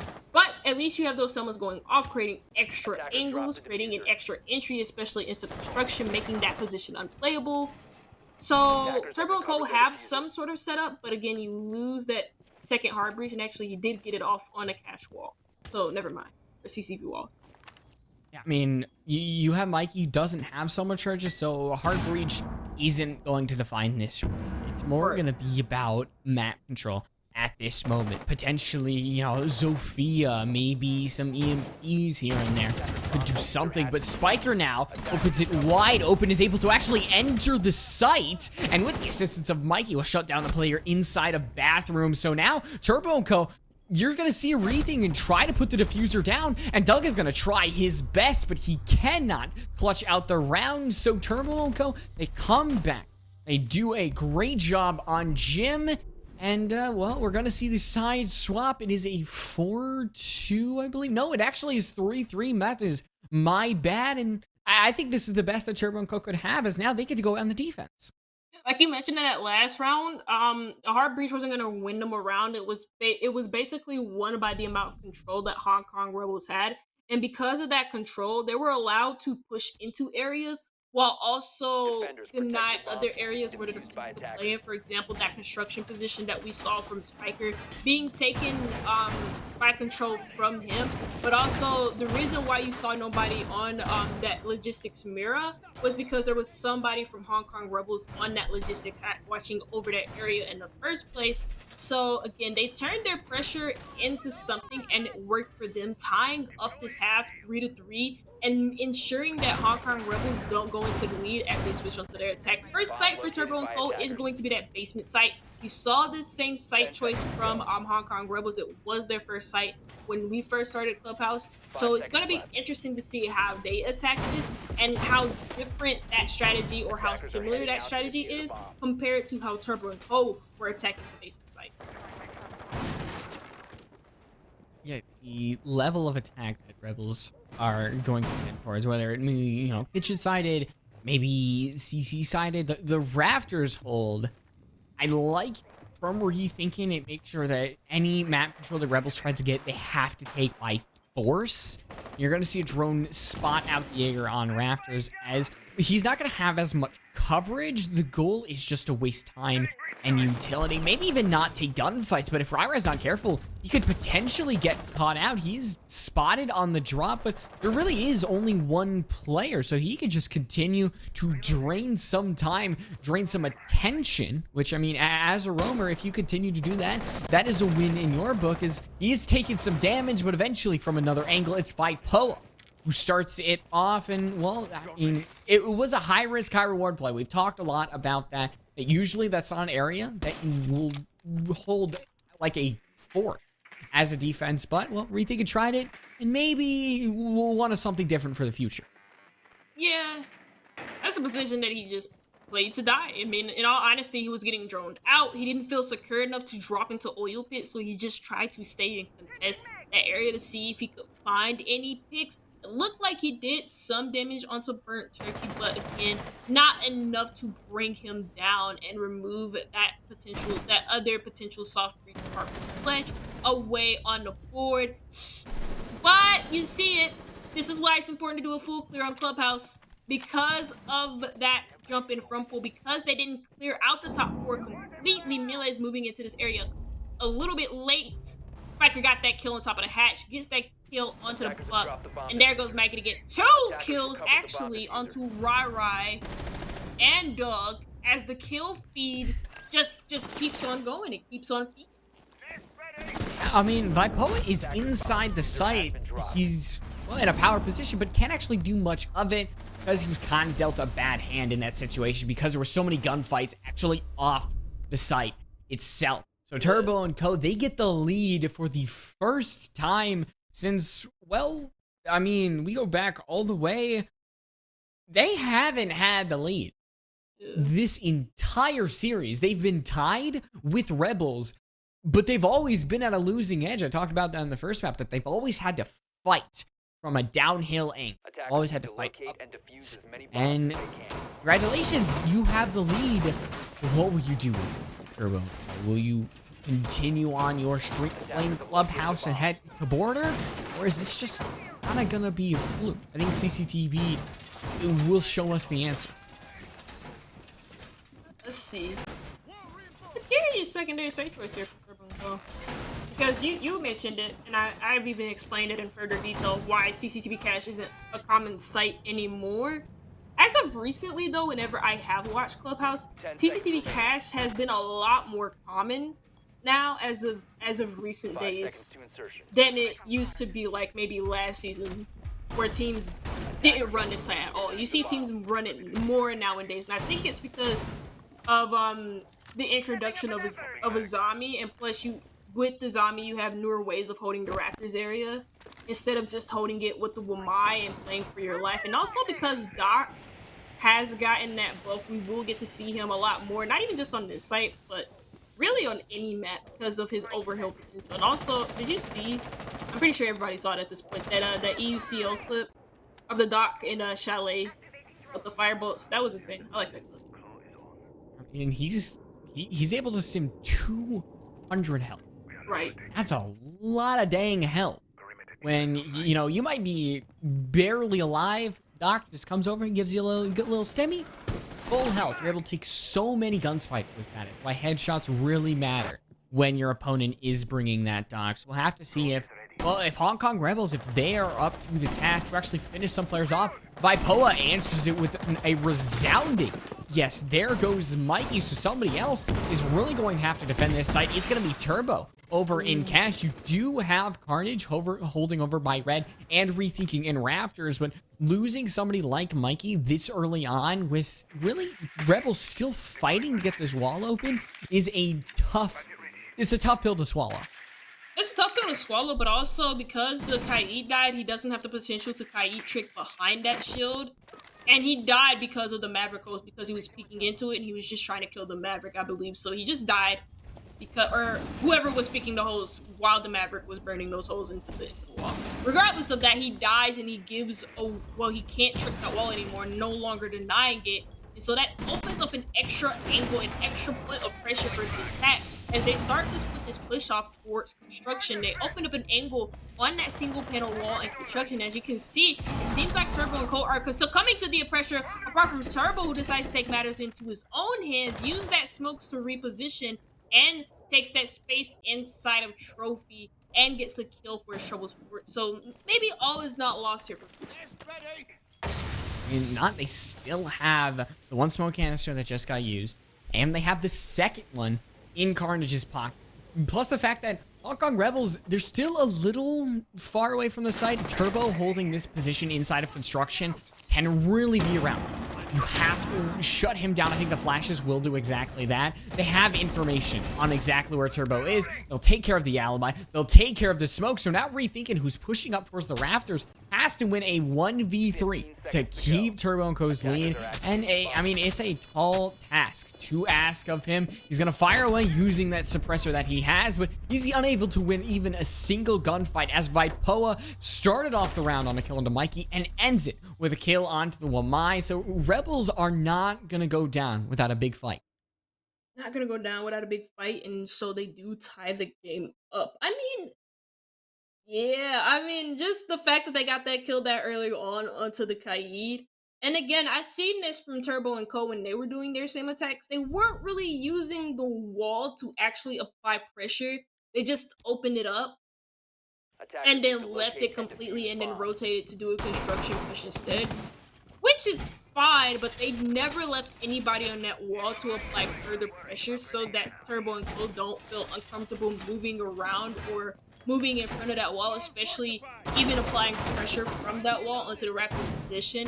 So that could have almost went south had the Wamai gotten a Zofia in the first place, but then again, HK Rebels did a great job of converting their picks and making that round a success for themselves, especially with the impact that Turbo almost had, retaking construction the way that he did. We get to see CCP crash site we get to see it again from Turbo and Co. They're gonna try it for a second time, give it a second chance. But again, we discussed that the zombie ban is kind of big for this site because it means that it's a lot harder to hold on to that Raptors positions. Unlike if you weren't to have her banned, you could run her alongside the Wamai or alongside a Jaeger and have a Kiba barrier where you would have an extra angle to play behind, or an extra shield of protection to play behind, and also the util clear, the util suck up from those with my disc and the ADSs. Now I think we're getting into the final stretch of this map where somebody has to really start winning. Have to start putting together a string of victories, whether it's kill streak, rounds back to back. HK Rebels, they have the upper hand because they have the previous map win. I think the pressure started to mount on Turbo and Co. That if they don't at least make this a little bit more defiant, border is so unsecure. And well, knowing this team, knowing who they've used in this qual, they have had a lot of teams. I think the eyes are on them for this one, but Millie's taking out Turbo. It's the only C4 left, completely gone. Spiker will fall as well as Millie's claims his second, and now he hasn't even stepped foot on the second floor. It's been a frag grenade underneath. It's been Spiker directly trying to challenge him. The Rebels knocking on the door in this round, and if Mikey pushes up too far, Vipoa could take his head clean off. Scary thing here is, again, they haven't really applied pressure on that Raptors position. Carnage finds one, so he's able to make it better for his teammate. And again, not clearing out the Raptors position, but at least they finally converted into a 2v1. Mike, though, well, this is very clutchable for him. It's not impossible in the slightest, especially if he can go unnoticed in this corner. Instead, just decides to run right in front of it. I mean, the cojones on this man. What are you doing? Decides to get one. Burnt Turkey just repels right on up there. It's a nice shot from Mikey. A nice kill. Rai, though. 1v1. What can he do with the 5.56 XI? Absolutely nothing. Mikey clutches up the 1v2.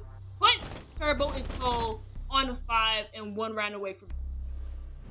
And, well, I mean, you said it yourself. That was the boldest play we have seen, directly crossing in the potential line of sight of 2 players, only to immediately peek, find one, and win out the 1v1 in the end. So Turbo and Co, with that hero play, they propel themselves 1 round away from map point. They turn the pressure just like a mirror back onto Rebels, who have to go down to the basement site and get a victory, which they have previously been unable to do the last time we were here. It was Turbo and Co getting the victory. So now I mean, potentially a map 3. If Turbo and Co. continue the pattern that they are on, I think to really feel safe in their ability, they have to go back-to-back. Make it a 7-4, a statement. As once you get to kind of 7-5 overtime territory, it's really putting your skill into contention compared to your opponent. Because, I mean, Rebels won 7-3 on their own map. Turbo and Co. can't do anything like that. Attacker's objective is to locate a bomb and defuse it. We'll see what happens here. Turbo and Co. put themselves in a really good position to get match point by going basement, and they've looked solid on their defenses. But it's not to say that Rebels have looked like terrible on attack, because that's absolutely not true. I felt like they've made really good usage of their utility at times, and also when it came to initiating the first picks, especially when it was on CCTV cache. On basement actually, but like even then, regardless of that, we get to see the full focus of this clear happen on this top floor, and there's a lot of utility, it seems, kind of denying them the opportunity to clear the top floor as efficiently as Rebels would want to.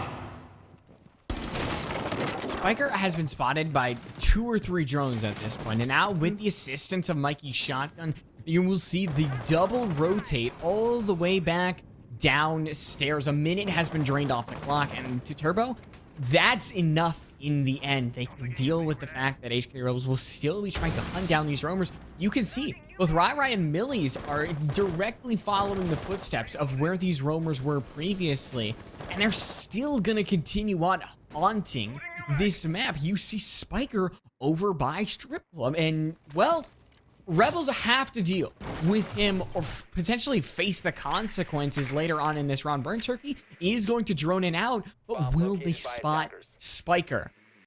It seems like he's spending a lot of time, but so close to finding the truth out, and turns away at the last second. Spiker supposedly goes undroned. Have to see what happens in the future and whether or not Spiker's able to actually get anything. See, it's one of those situations where, you know, in like RPG story rich games, you make a decision and you don't know how big it can impact you. That wasn't really a decision. It's like one of those mistakes that you make when making a decision. Like, you don't know what the thing would do, and it turns out to be really bad. And at this point, leaving Spiker unnoticed with that, not really miss drone-ish, because they're running low on time, so they're not going to be as as they would if it were early on. Spiker, though, on the flank, finds 2 again. His position not known. And I feel sad for Rebels here, because that's an easy mistake to make. A lot of kills turn orange, though. Finally, we see a kill go in favor of Rebels. It's in the name of a Claymore. But about 15 seconds left. Duck, well, can't do anything in a 1v5, and Turbo and Co put themselves on a match point. Not much of a chance there, and well, I saw it coming from a mile away. You and I are able to see the players through the walls. We saw that the drones did not catch Spiker, who was able to walk forward, and well, I mean, you saw other players on Turbo find kills, but it was really just Spiker from behind claiming that double kill. Was just, it put an end to the attack just like that. So Turbo and Co now on map point. All they need is one more gym bedroom defense to secure clubhouse, send us to border, and while we continue on, we are getting late into the night. I believe the last match before us ended like an hour ago, half hour ago. You and I, we're burning the midnight oil right now, and we might not even be 2/3 done at this point. Yeah. This is getting kind of late. 10 seconds left before insertion. You know, just as tired as the players might be, the casters get tired too. You know, production. We're not exactly robots. All of us. Speak for yourself. Moving out to locate a bomb and defuse it. I know Ferme's a robot. He's most definitely a robot, the way he operates. Ferme's got beating hard, loving hard. Under all that nice Rainbow Six observing, graphic designing, all he does for SC. But I mean, Doug, since the rehost, has not put a kill on the board. Hasn't gotten an entry, which is what he's known for. Hasn't done anything, not even an assist. Spiker got spotted by a drone and does not move. It is bold. He still throws out the C4 and heavily gets punished for it, immediately dying just like that. It was a play in which, hoping for something extraordinary, he got spotted. I don't know what he was doing with it, but in the end, he still is the first step. And Turbo will have to deal with that and kind of play around it. Ooh. You see all those like blue drones and the amount of intel that HK Rebels are working off of? I mean, that intel allowed them to get Spiker in the first place, so pretty good stuff from them, but they still have a lot of map to clear. I've noticed this when both of these teams have ran a defense on Gym Bedroom. They don't set up for CCTV cache like you commonly see a lot of teams do. Instead, they like leave that area of the map soft and then try and contest melee in construction instead, which isn't a bad move. I don't think anything of it, but sometimes it can be a real pain as a defense if you allow the attack to get this much map control in the first place, and if you give them that opportunity to work off of that map control towards CCTV side. But jeez, man, Turbo finds the first pick. That was initially, I think, a Nitro pickup, but Spiker has also been traded out as well. And Rai finds a kill to put HK Rebels back in the lead. 5 seconds left to go, though. And I mean, now it is just HK Rebel having to get inside the site, put that diffuser down, root out where these last 3 players are. And Doug clearly knows where Carnage is. The drone will confirm where Carnage is, and Millies has an angle on it, but you can see Carnage is just watching it like a hawk. Well, Millies tries to go for the different angle. There's rethinking. Carnage peeks, get one, but cannot get the second, as Rai makes it a 2v2, and with 20 seconds left, it's just up to Rai, who cannot get it done, so rethinking finds the last double kill, and well, it is map 3. Sugar going to border. These maps are close. They might not have that end result, that overtime. I don't even think we need it in the end, because we know in the end, we're going to the same result. It's going to be border. We may not be going to OT in the maps, but at least we're going to all 3 here in between all the 3 maps that we have. First up was Villa. Sorry, I got mixed up. Villa. Second map is now Clubhouse, and now, or well, it was Clubhouse, and now third map is Border.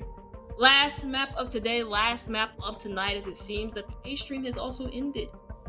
So yeah, we are now the A stream. So we have one more map to go before we finish it off. Give you the nice little wrap up of who made SCS. It's gotta be one of these 2 teams, as they are fighting all the way to the end. But before that, we have one more little break in between maps, and on the other side of that wonderful break, it is going to be Border with all its wonderful surprises and whatever it has for store at the end. We will see you right after that. Call-outs on a double, though, and he finds a third to the smoke. Just an ult. Getting it to 3K with an ult. With 3 seconds left, Final lands the pre-fire. Nobody can kill him in time. He clutches it out. What a play from the alibi as the lobby player goes unchecked.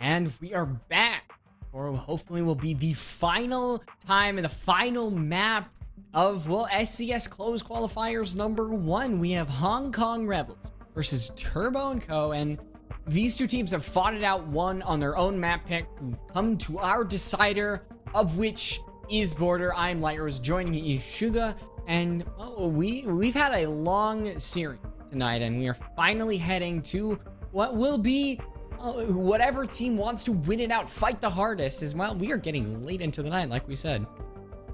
Yeah, we're getting late into the night. It's a smooth 11:46, right? EST. And it just so happens that the last map is Border. Nice.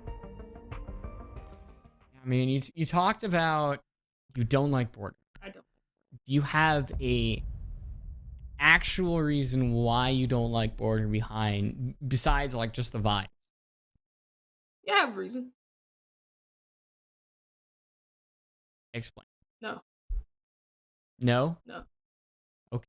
I didn't explain it to her. I don't wanna. Okay.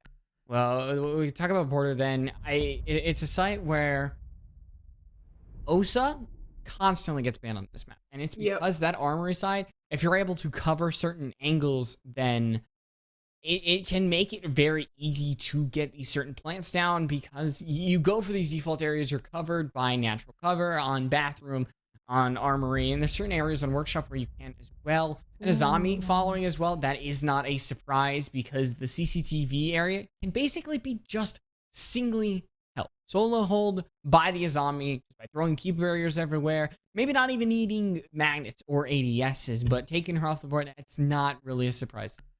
No, for sure. I remember when I was watching stage 3 of NAL, I remember the first match that Parabellum played was like on Border, and Asian in particular, who no longer plays for Parabellum, but he used the Azami to such a full effect on that day that the very next day that they played Border, it was an insta ban against Parabellum, and that was a target ban against Asian in particular. So on a small map like Border, as you would expect it on any map really that enables a lot of roam, Border is a map that feeds into extensions. You have to extend, you have to contest for map control, and Azami makes contesting for that map control a lot easier, and makes it a lot easier for the defense, but very frustrating for the attack.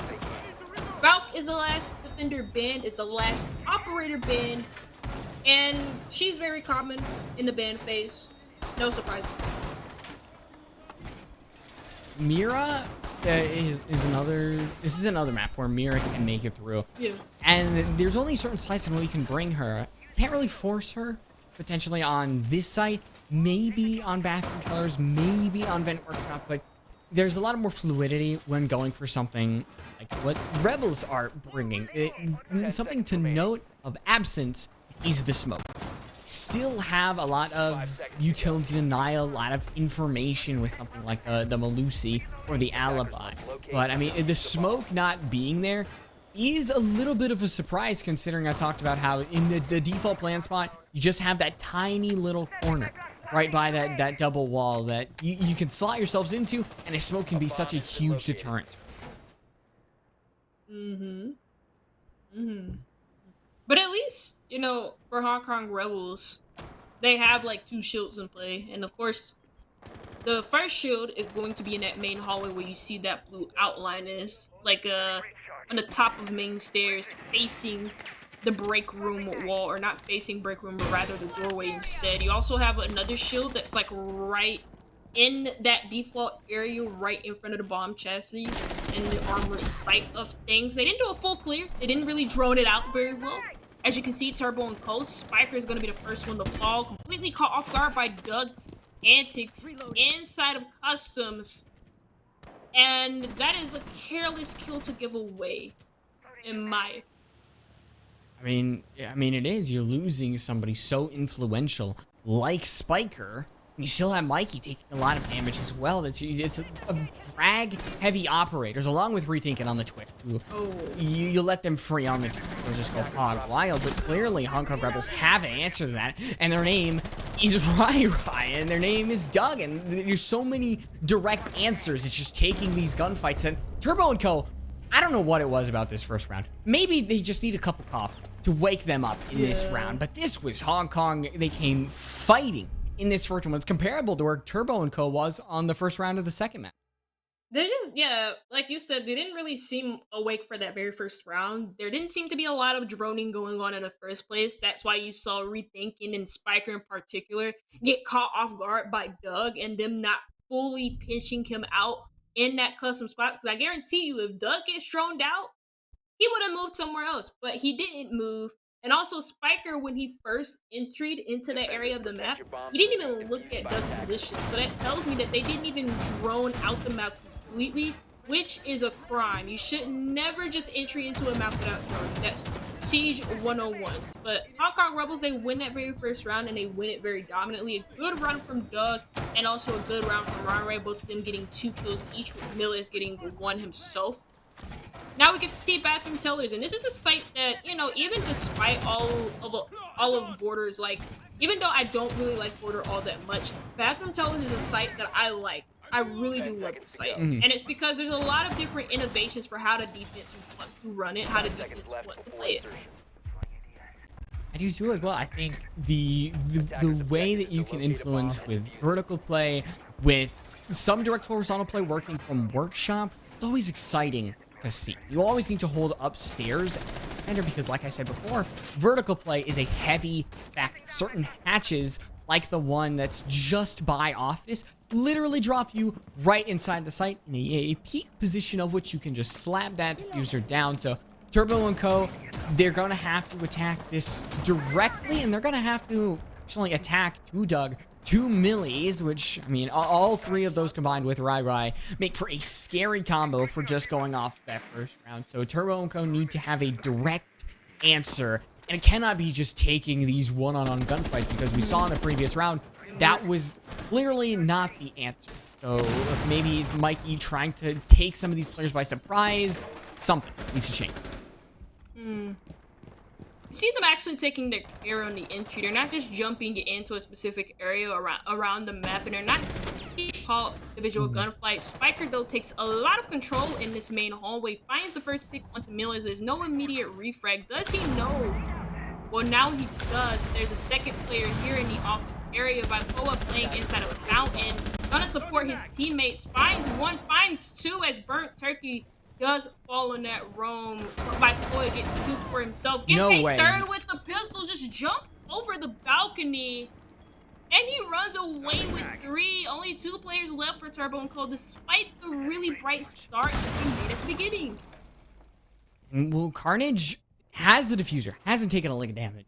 He still has to face up against 3 other Hong Kong players. So despite the Rebels not having control of the top floor, their job has been done. There are 3 Turbo players gone.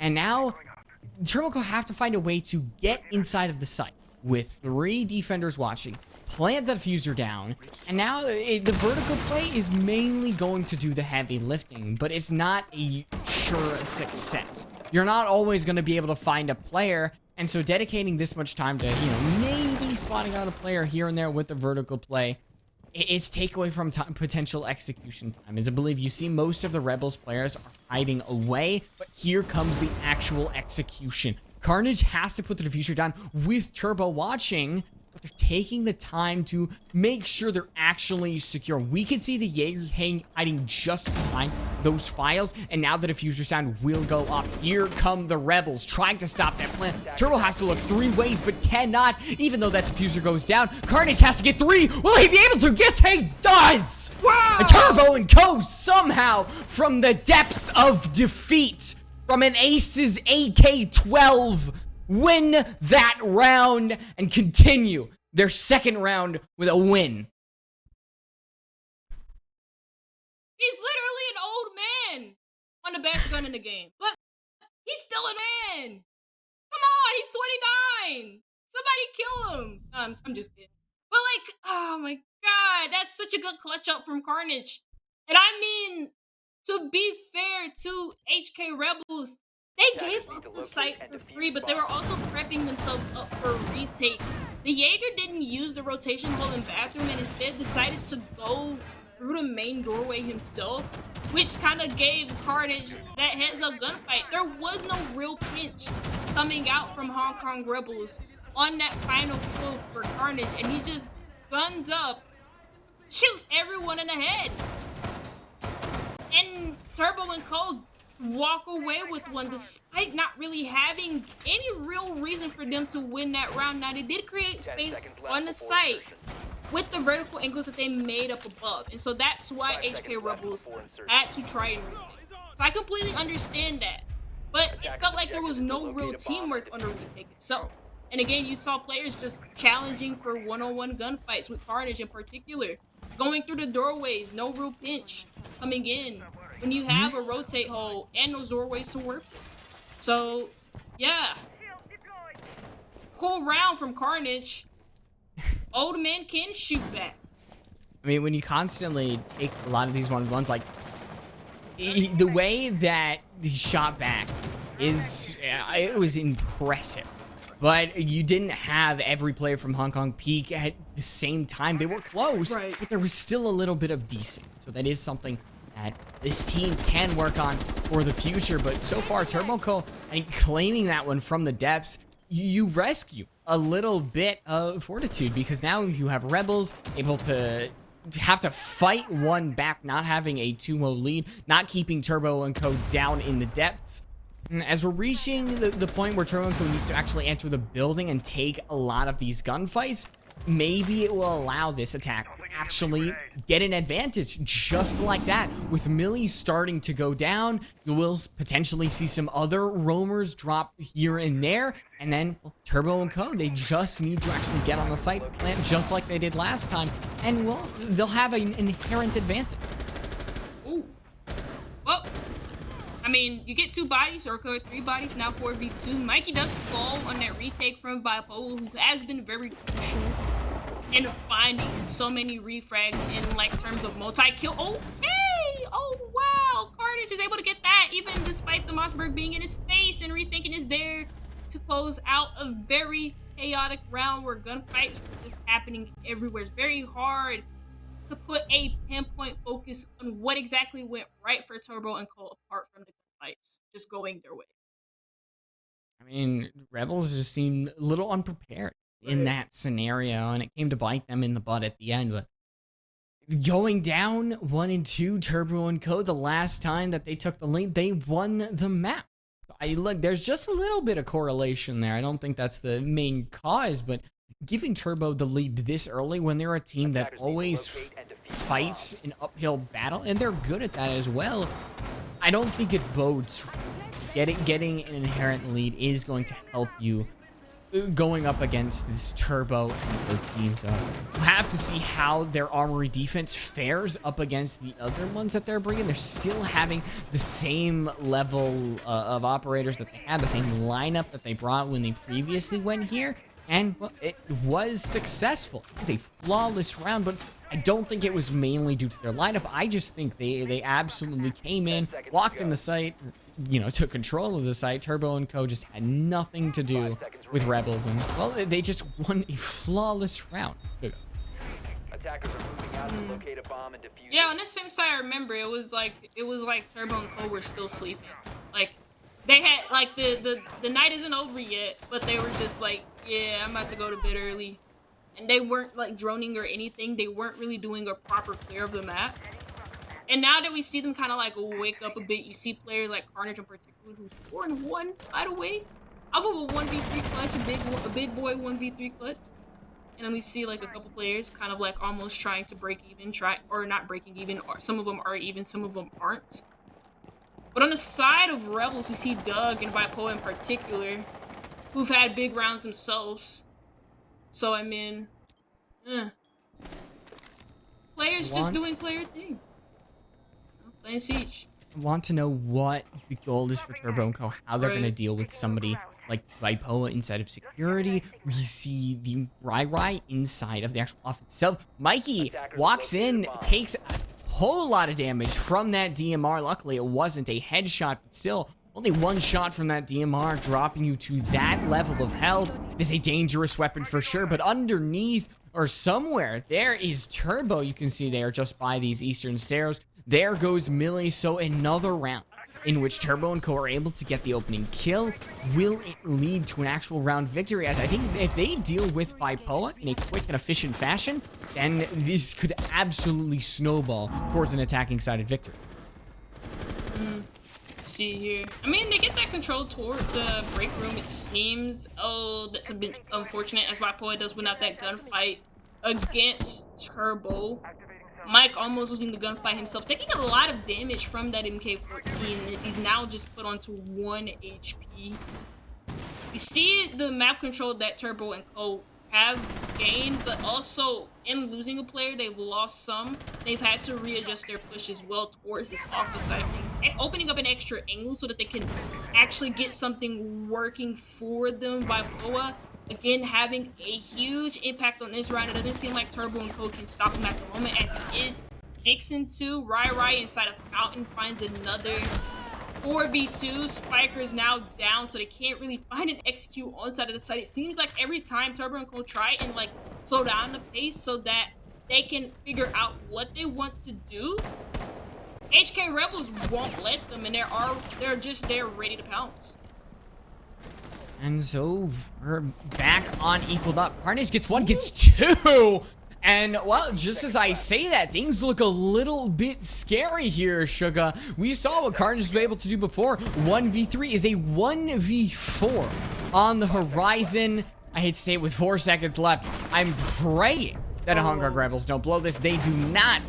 And so just an eensy-weensy bit closer than we initially thought. They still are able to win the round and now make it 2-2. It seems that we're once again headed to a decently close map. Ooh. That's crazy. Last 2 players there from Hong Kong Rebels holding a somewhat valuable cross angle as the alibi went unnoticed in their position. Carnage didn't really have the time, it seemed, to just try to check the corners. Was just chasing the last kill, and so he couldn't find the first kill, or at least the first player that he should have encountered, aka the alibi on a half wall. Regardless of that, Hong Kong Rebels able to tie up the game here. 2-2 on border. I mean, you look at border, you think of it as an attacker-sided map, but Hong Kong Rebels, I feel like, are doing a somewhat decent job of not making this map look so attacker-sided. But I mean, border is a very chaotic map anyways. It depends heavily on how you take your gunfights, how you win your gunfights, how well you do on these extensions, if you're wasting time, if you can get a pick then fall off. I feel like Hong Kong Rebels have done that pretty well, especially players like Vipo and Doug, for example, who have gotten like really impactful kills, multi-kills in a lot of different rounds. Well, not a lot of different rounds, we're only on round 5, but on different rounds and different situations to help put HK Rebels on the board. Same thing for Turbo and Co, especially Carnage being 6-2 as the main support here. So, like, we're just seeing a lot of good things from a lot of individual players, and that's the type of map that border is. It depends heavily on a lot of good individual plays going your way and how well you're able to work your extensions if you're on a defense. Oh wow. And that black mirror does get broken, so that honestly opens the round right up. Mira's black mirrors can define some of these runs, force the attack to change some of their strategy. And so now I believe that is the second one gone, unless there's some sort of sound bug going on. I believe the attack now don't really have to deal with those black mirrors. You can see it. Mikey taking out Vipoa, Rai soon to follow, and well, his sneakers start to explode. But honestly, Mikey has done his job, shut down 2 very influential players, the top fraggers, maybe excluding Doug, of Hong Kong Rebels. So you just have somebody else on Turbo and Go to follow it up, just kind of lead this team to victory, and they should be all the way there, regain themselves the lead. Also, in taking out those 2 players, you do get a lot of map control. Getting the armory and office map control, getting that second floor map control period, really boosts your chance of working a lot of aspects of this site in your favor as the attack. You force these defenders out of favorable positions on the site. You get rid of them off of the site, so they're not able to really deny you on that plant. They can't get into positions to deny you with nitro cells, smoke canisters, whatever the case may be. Seeing as nitro cell has already been used from HK Rebels, and seeing as they have no smoke here on the board, and also no other things in terms of time wasting retail, I would just favor them to try and retake the second floor instead. I think this is what they have to do, or even try and get aggressive on these vertical angles, which you see Burnt Turkey trying to do, and also Doug trying to retake the second floor himself. But Turbo and Cole just have every aspect of the map covered. Maybe not Millis, who does go unnoticed on the second floor as he tries to retake it. Does so successfully. Carnage is trying to get the plant down, just has to play either in sight or just jump out of that window as fast as he can. Tries to play in sight, dies. I mean, And yeah, now but it's a 1v2. Rethinking is the only one left. On Turbo and Co. fighting up against Hong Kong Rebels. All he has to do is defend against his diffuser and fight up against the Millies, who has no idea where he is. Bird Turkey takes the engagement, and with the last bullet of the SMG-11, you're gonna see him clutch out the round, bleeding with his heart outside of his chest. Gives the Rebels the lead, and just the come from behind from this team. It seemed like they really wouldn't have it, and that the attack were able to stave off the defense at the last second. But well, Rebels have come on board to fight and to stay.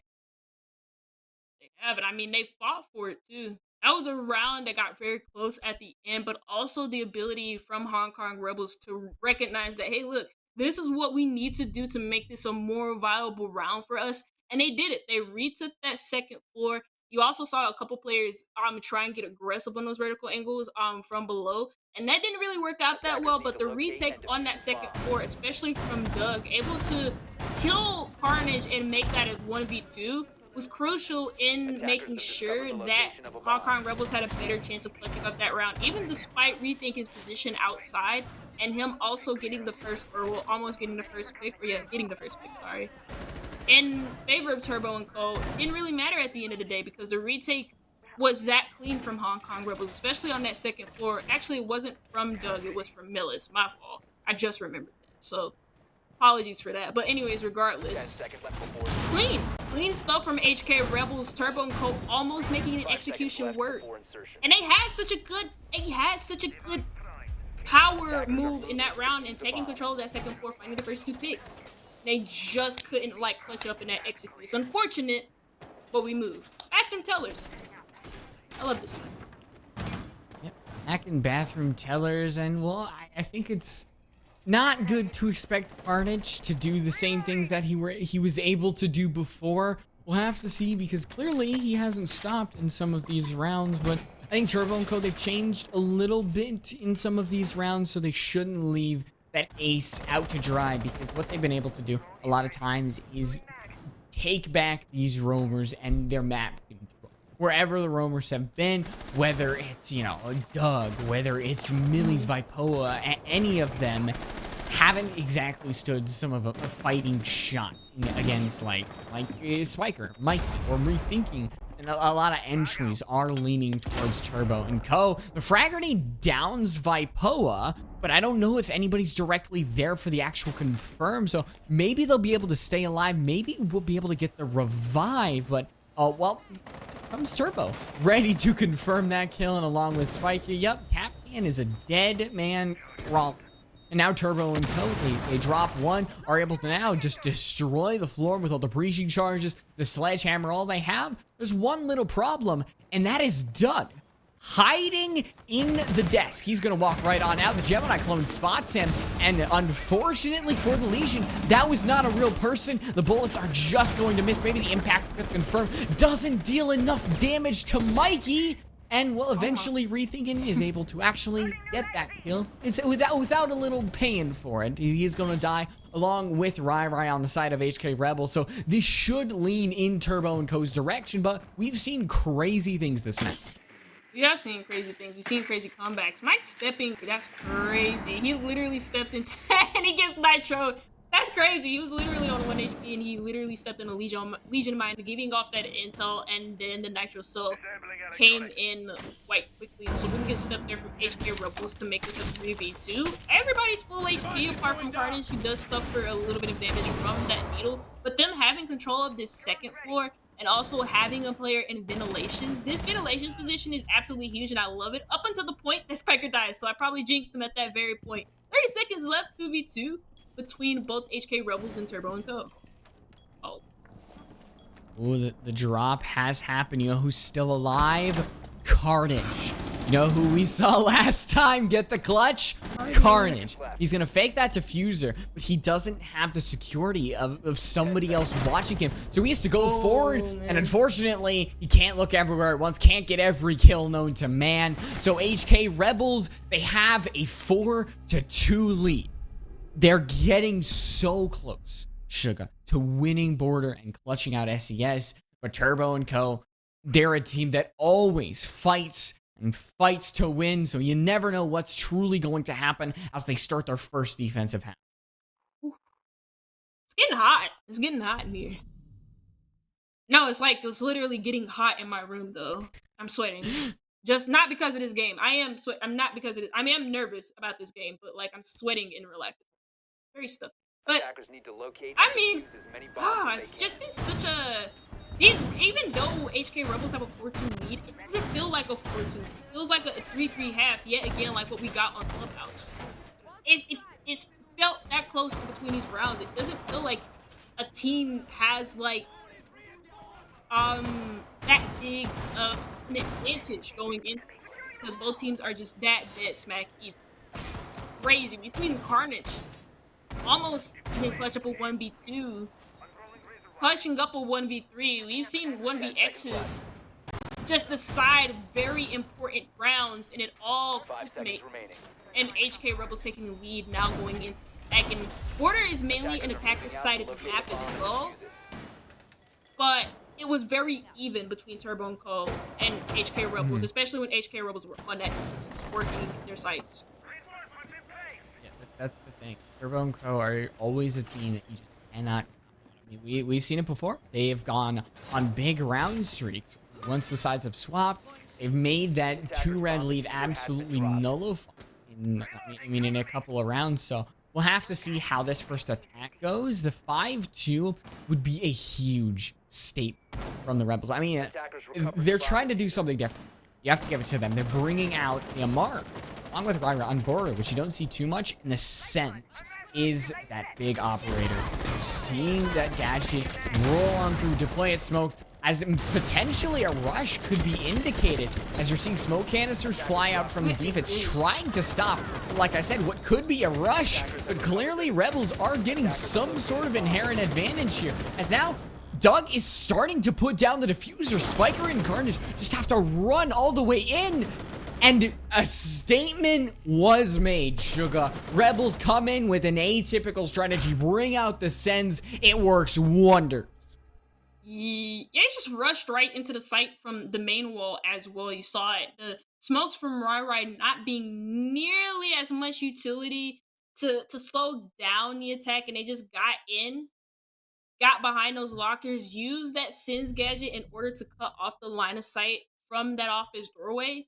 And even then, Burnt Turkey from that bus window got so much value from that position, getting a 3K in that round. And HK Rebels put themselves up 5-2 lead, potential to take match map. Serious point here at 12:14, 12:15 actually EST time.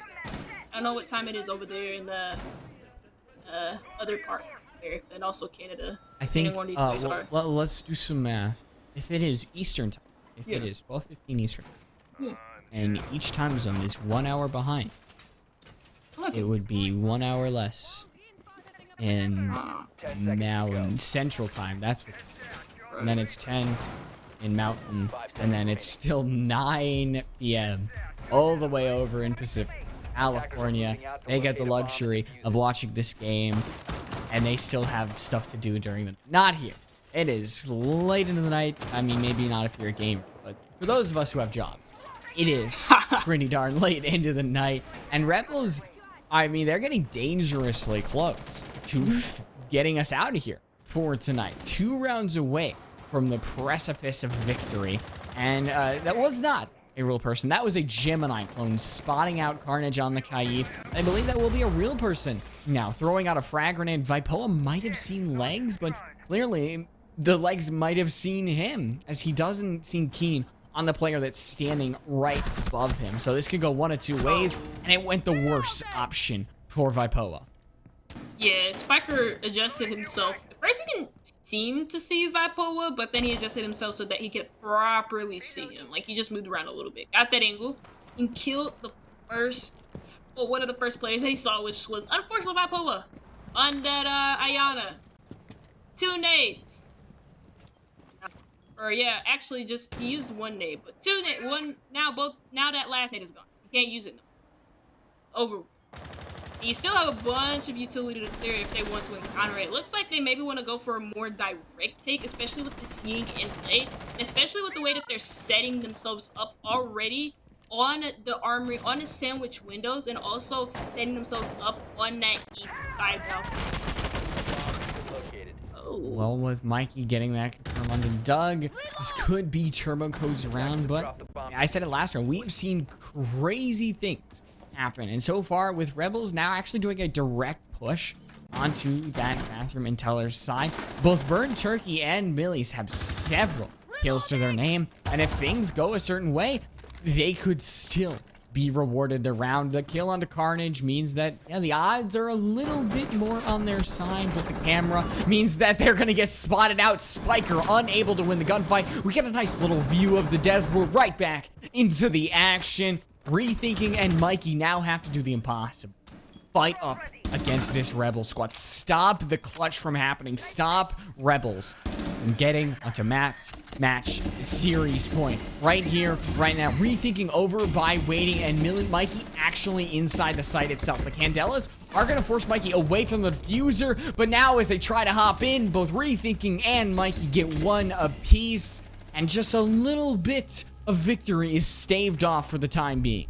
It's unfortunate into that round for Hong Kong Rebels as they tried to, again, use those Candelas, like you mentioned, to try and make space inside of the site. Unfortunately, the Malusi was a little bit too far away for herself to be affected. I don't even think she was insane. Actually, she probably was insane. No, she was not in the center room, but she most definitely would have gotten flashed. But even then, regardless, those flashes did not affect her. She held her angle, held her discipline, and so did the Mozzie in that square, or in that in that square area. Locate and defuse as many bombs as they can. Anyways, regardless of that, Turbo and Cole, they have a lifeline back into this match. Or not a lifeline, but at least they have something to work with. 5-3 is better than a 6-2. Anything's better than that. Anything's better than your opponent getting on match point. Right, anything. And at least they stave it off for now. I mean, it's go to Vent Workshop, which most would consider the tertiary site, because you'd rather go to Armory, you'd rather go to Bathroom Tellers over this, but I mean, it is still 100% achievable. It's about whether or not Turbo and Coke can hold that top floor without a shadow of a doubt, but I don't know if they can. It's not the confidence I have in this defensive side, because Rebels have done a good job at finding some openers, and at least, you know, when they have these large gaps in between man counts, they even that. So even if Turbo and Co. do a good job early on here, you still have to look at Hong Kong Rebels with a little bit of satisfaction, knowing that, yeah, they could turn this around just with a snap of a finger. The important thing, right, is to not count any of these players out. Not Hong Kong Rebels, not Turbo and Co. Because anybody has the potential to go up big. No matter what you see on the KDA at the moment, any of these players have. Saw that from Carnage, even as a hard support player, even at the age of 29. Literally retirement age. He's still out here gunning. I mean, come on. It's inspiring to see. Spiker, though, takes a lot of damage, has to fall back. So that's Mikey on the second floor in the Armory. looking over towards that office push, along with Rethinking, who's come to support him. HK Rebels, though. Let's see what they do. Okay. Oh, Rebels now getting an advantage, but unfortunately, Burnt Turkey cannot get shot onto Rethinking. But honestly, that is the least of Turbo's worries, because Rethinking might have got the kill. He's still without Spiker, without Mikey, and Carnage. And what we talked about it before, Rebels need one more, and they are on series point, 1 round away from getting into qualifiers. The timer starts ticking down. Rebels are now going to be able to converge onto the site. They have entries into the site. Turbo scarily close to a headshot onto Doug, but actually has to walk away himself because the tracer was there, but there goes a frag grenade from Doug, all but securing this round for Rebels, and Millies will officially do the job of ending that one. And, well, 6-3. 1 round away from Rebels putting us to bed for the night. Ooh, it's getting intense. You want to sit here and say that Rebels in this upcoming round could take it here and now, but you can also sit here and say that Turbo and Co have a good chance of bringing this back and putting us into OT. Oof. That would be tough. That would be tough. It would. Even then, yeah, it's hard to look at Turbo and Co, what they brought to the map, and say that without a shadow of a doubt that yes, they still have a chance in this map. But I mean, like I said, like all the way back when, in a lot of these rounds, you gotta expect the unexpected. There's so many times where it just looks like the round's been over, the map's been over, and things have changed on the flip of a coin. So Turbo and Co, they are not out of it yet, and Rebels are not out of the woods. They still have to secure one more round. And for Turbo and Co to get this far, go 3 maps, and then just to lose it like this without even honestly putting up a good fight in the 3rd map, it would be a little surprising to me. It'd be surprising, but also very heartbreaking for Turbo and Co. I don't think it's gonna like ruin careers or anything like that. Don't get me wrong. I just think it's gonna be heartbreaking. They'll wish something was done a little bit differently on some rounds, right? But like again, you can't change the past. You gotta look forward into the future, and the future is right now. In this round, going to Armory Office or Lockers, Armory Lockers, as the name is suggested. Seems to be a rush here, or at least some sort of distraction going on from HK Rebels as they throw the Candelas in. So most of the attention is drawn over to offense. I think that the whole point is to make the attention, because clearly Burnt Turkey is not heading in all by himself. That is all smoke canisters, all Candelas gone, and you lose an ace.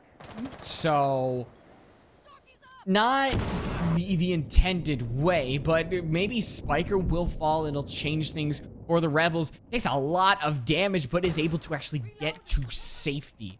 So now Rebels have to look somewhere else. Spiker tries to peek again, almost deals lethal damage to Vipoa, but he himself survives. So these teams barely avoiding actual punishment besides just a few slaps on the wrist. We will see the Gemini clone secure maybe some information, but it's not going to save Millie's life.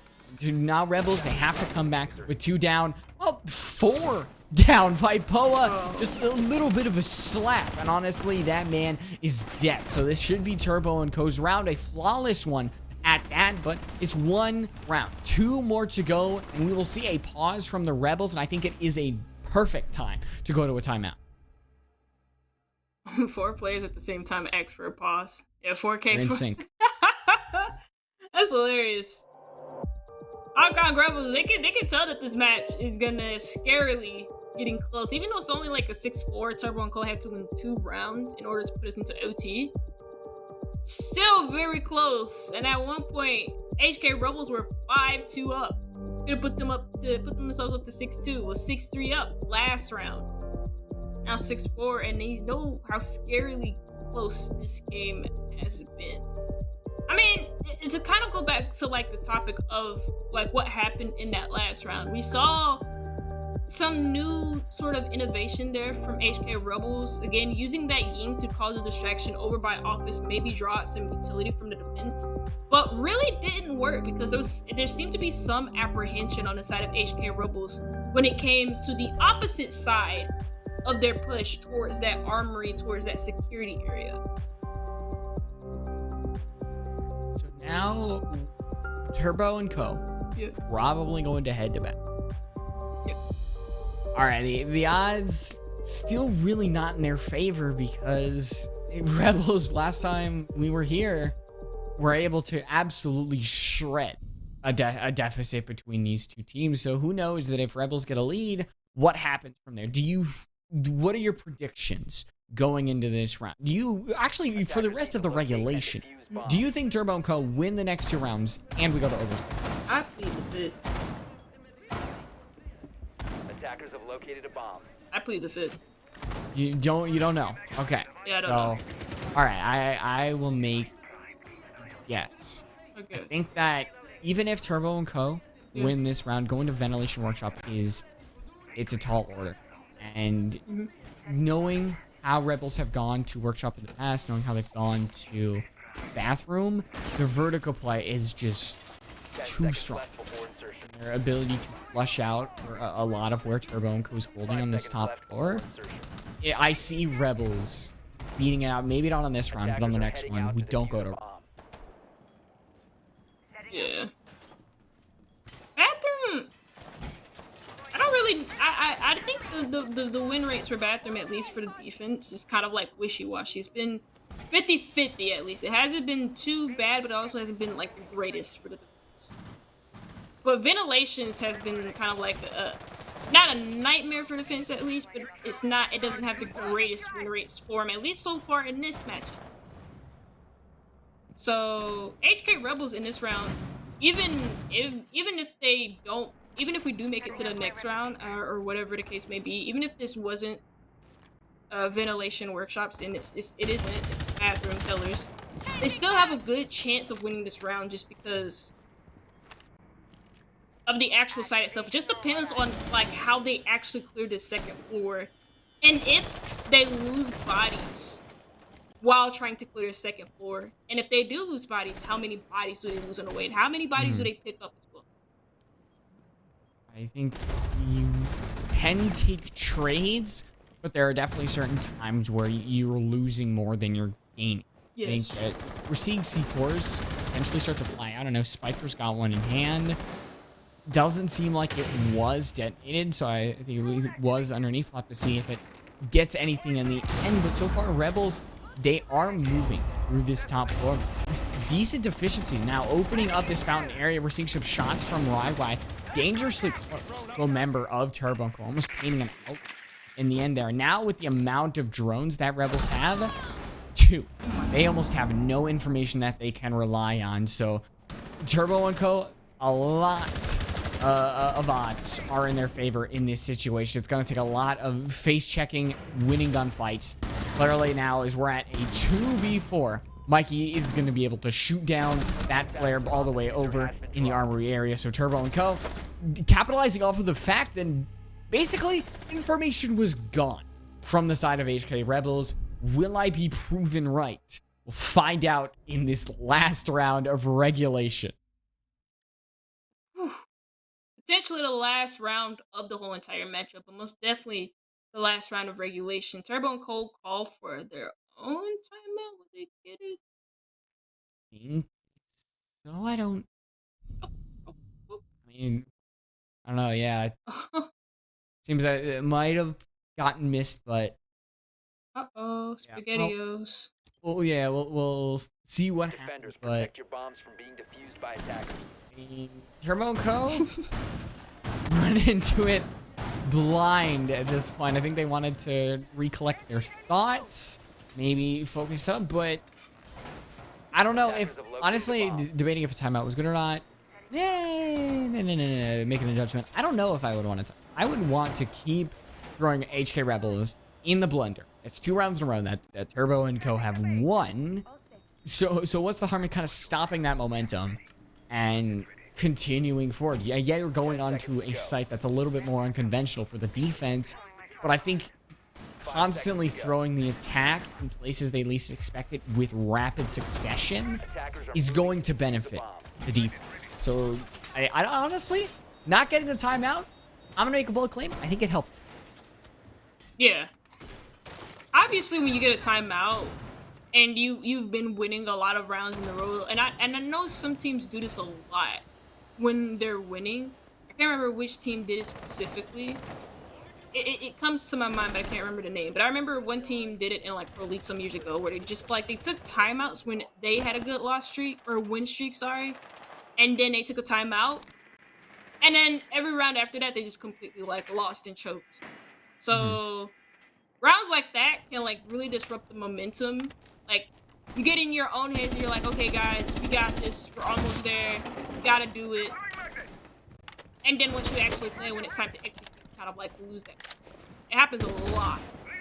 So I'm glad that they didn't get that timeout in all fairness.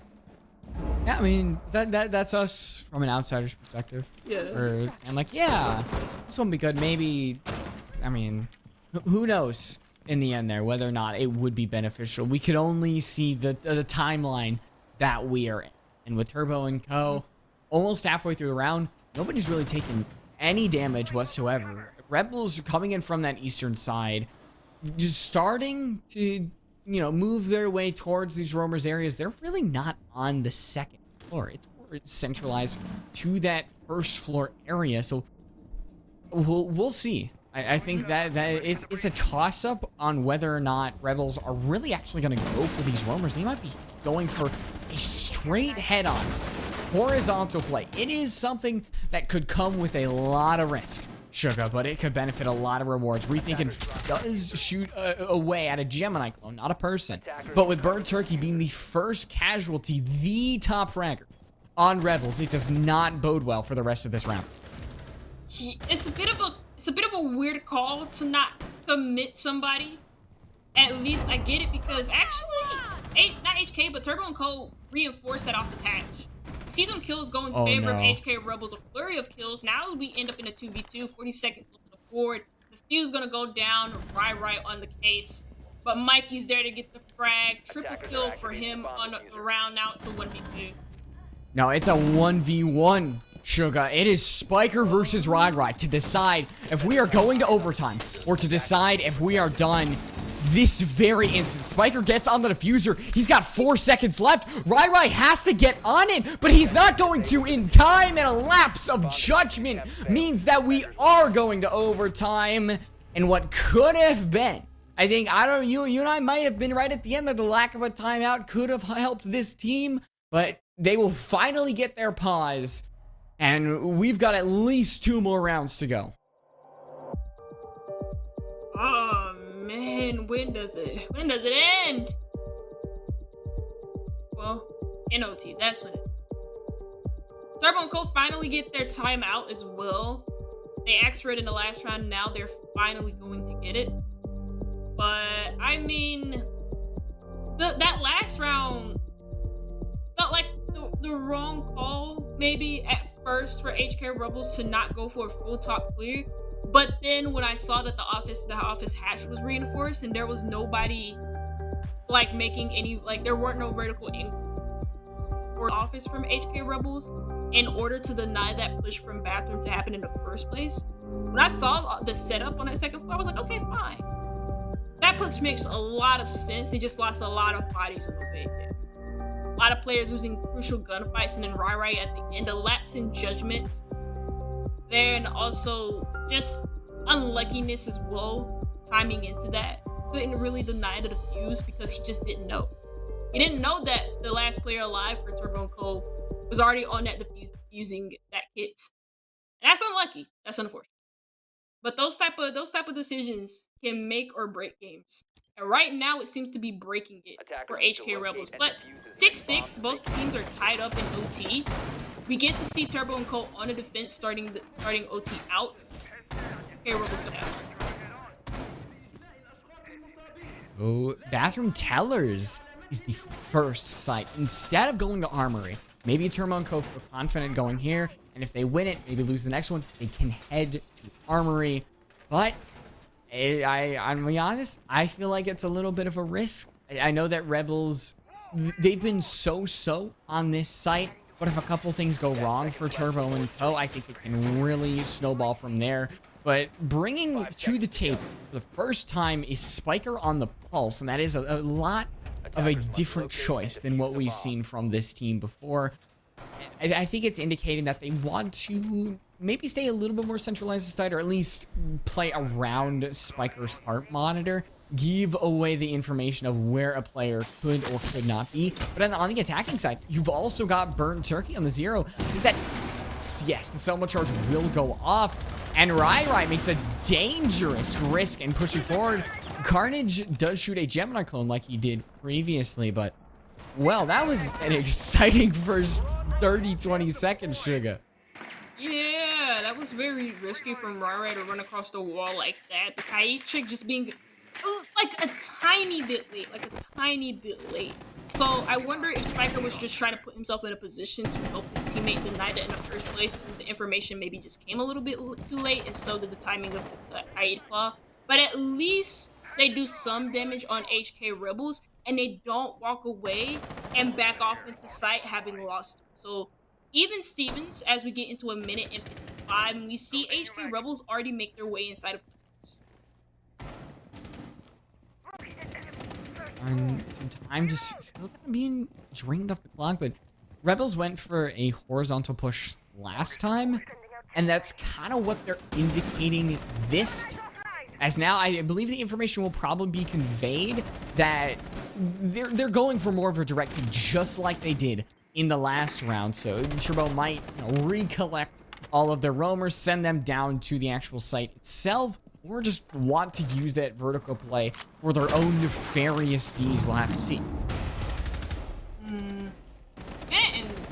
And you already see, again, HK Rebels have been on this side of the map for a while, slowly working their way inside of Workshop, aka server room, but Carnage ends up finding the first pick. 1-2 Rai, Selma's going down, and so does Doug. But there goes Burnt Turkey, at least finding a kill back for his team. Reed takes into that balcony position and is able to contest another part of the map while his team is still working their way inside of Workshop, inside of that bathroom area. Vipoa finding a crucial kill onto Spiker inside of that bathroom site, and that frees up so much space out of that. Covered the bomb diffuser. Spiker just looked like he just spontaneously combusted from that angle, just exploding in a bathroom. Maybe he went to Taco Bell area, maybe went to Chipotle, something. But, I mean, that is just opening it wide for the attack, as you're seeing just the 0 with the NP7 taking down some bodies with him.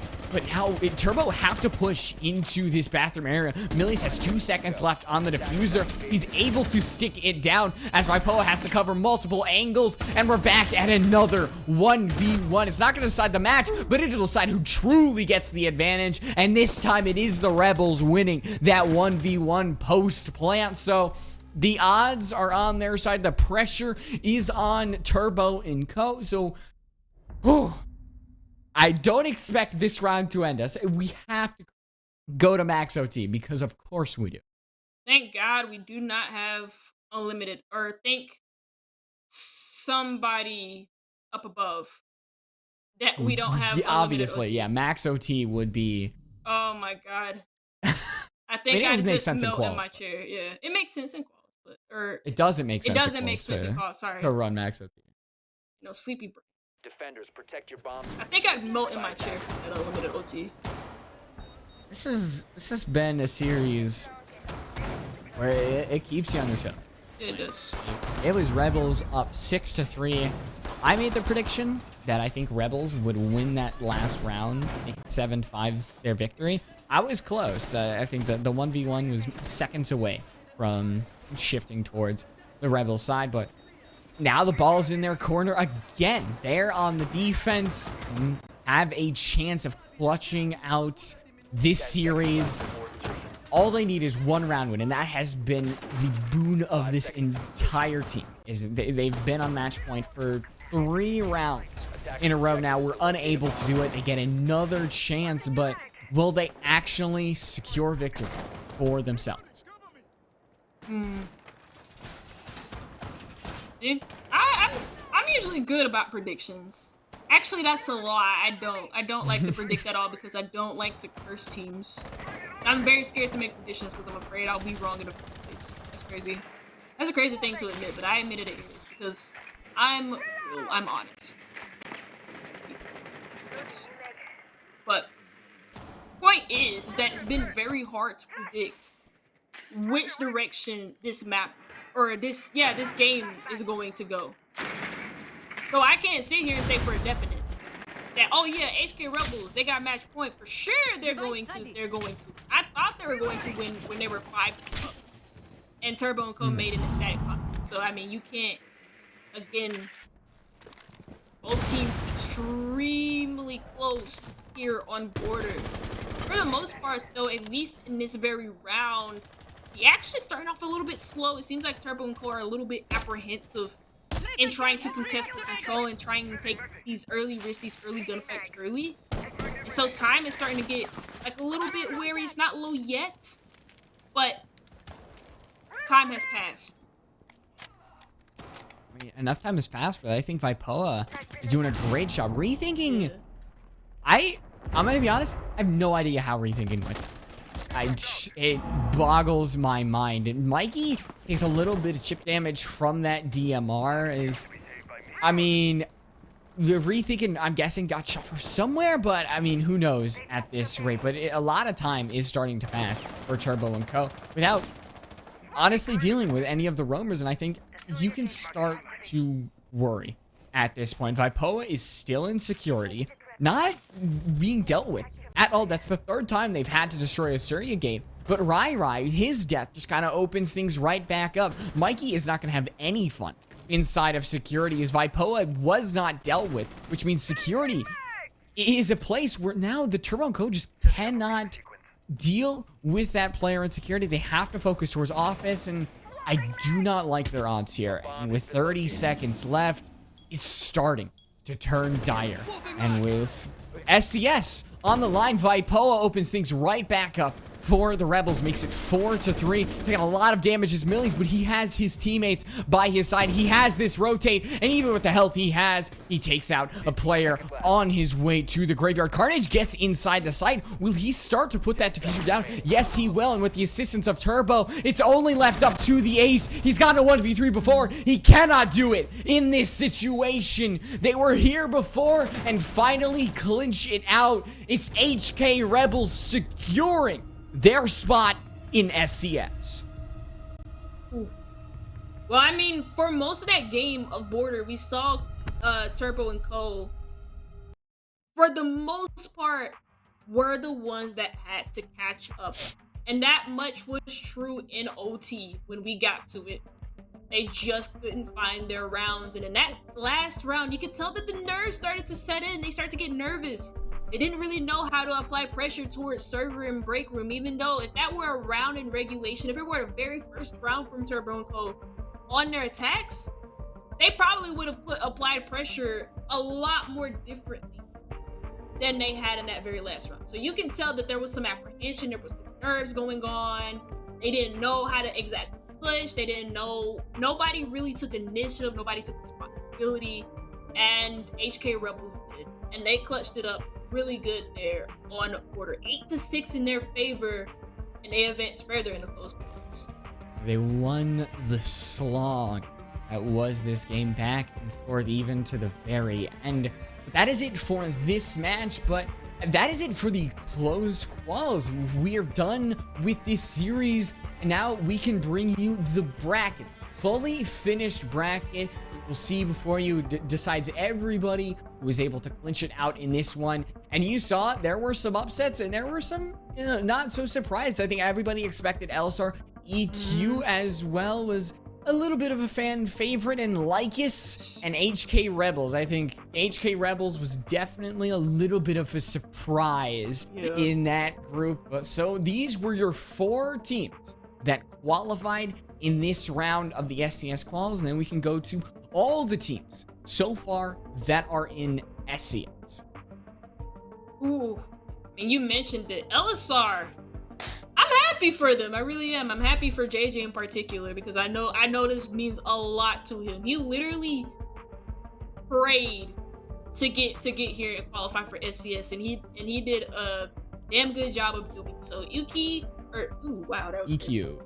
Christ, oh my God, I cannot pronounce anything tonight. But Lycus Empire and also HK Rebels too. Surprising teams that made it through, at least in their bracket, because it was I didn't expect them to struggle, but it was a tall task for them to be able to make it through their bracket, and they did it in style. I really liked HK Rebels play. Lycus Empire did a great job of getting through their group and beating teams like Stay Safe and Above the Law. And EQ 3.0, I mean, Haiku. I love Haiku so much. I love him. I think he's a great player. So these are your teams who have clutched in this round of the qualifier. So far, this is who we have in SCS. That is not it, though. We still have, you can see right before that little qualifier number 1, it's qualifier number 2. That is headed back to you next week. And we will see 4 more teams that will clutch it out. Yep, you can see it, the little graphic down below. Yeah, that's right there. There we go. Pointed at the right direction. Yep, you can sign up now, check in, get a team, test your luck. Maybe you will be like HK Rebels. Go all the way and be one of the 4 teams that can face some high-level teams. And, of course, one of the 4 teams that we just saw clutch out in these qualifiers. Yeah, it's a great opportunity. Close qualifiers, number 2. You know, you'd think this would be the end of it being close qualifiers, but we do have a second chance for teams who want to try again, and I mean, as soon as next week. So if you want to sign up, then go ahead and sign up. But I think that'll be all for SCS tonight. It's been a very long night. It's about to be, well, it's very close to being 1 a.m. It's 12:46 EST, at least over here in the South. So. Yeah, I mean, it was an exciting round of qualifiers. We saw from the first day all to the very end. There were a lot of surprises, a lot of fan favorites, and well, hopefully the team you're rooting for definitely made it. And if not, well, I mean, maybe they've got a shot in next week. So thank you, everybody, for tuning in to this round of the qualifiers. Thank you for tuning in tonight to hear us cast. And we hope to see you in the next round next week. We will see you guys then. Call-outs on a double, though, and he finds a third to the smoke. Just an out. Getting it to 3K with an out. With 3 seconds left, Simon lands the pre-fire. Nobody can kill him in time. And he clutches it out. What a play from the alibi as the lobby player goes unchecked.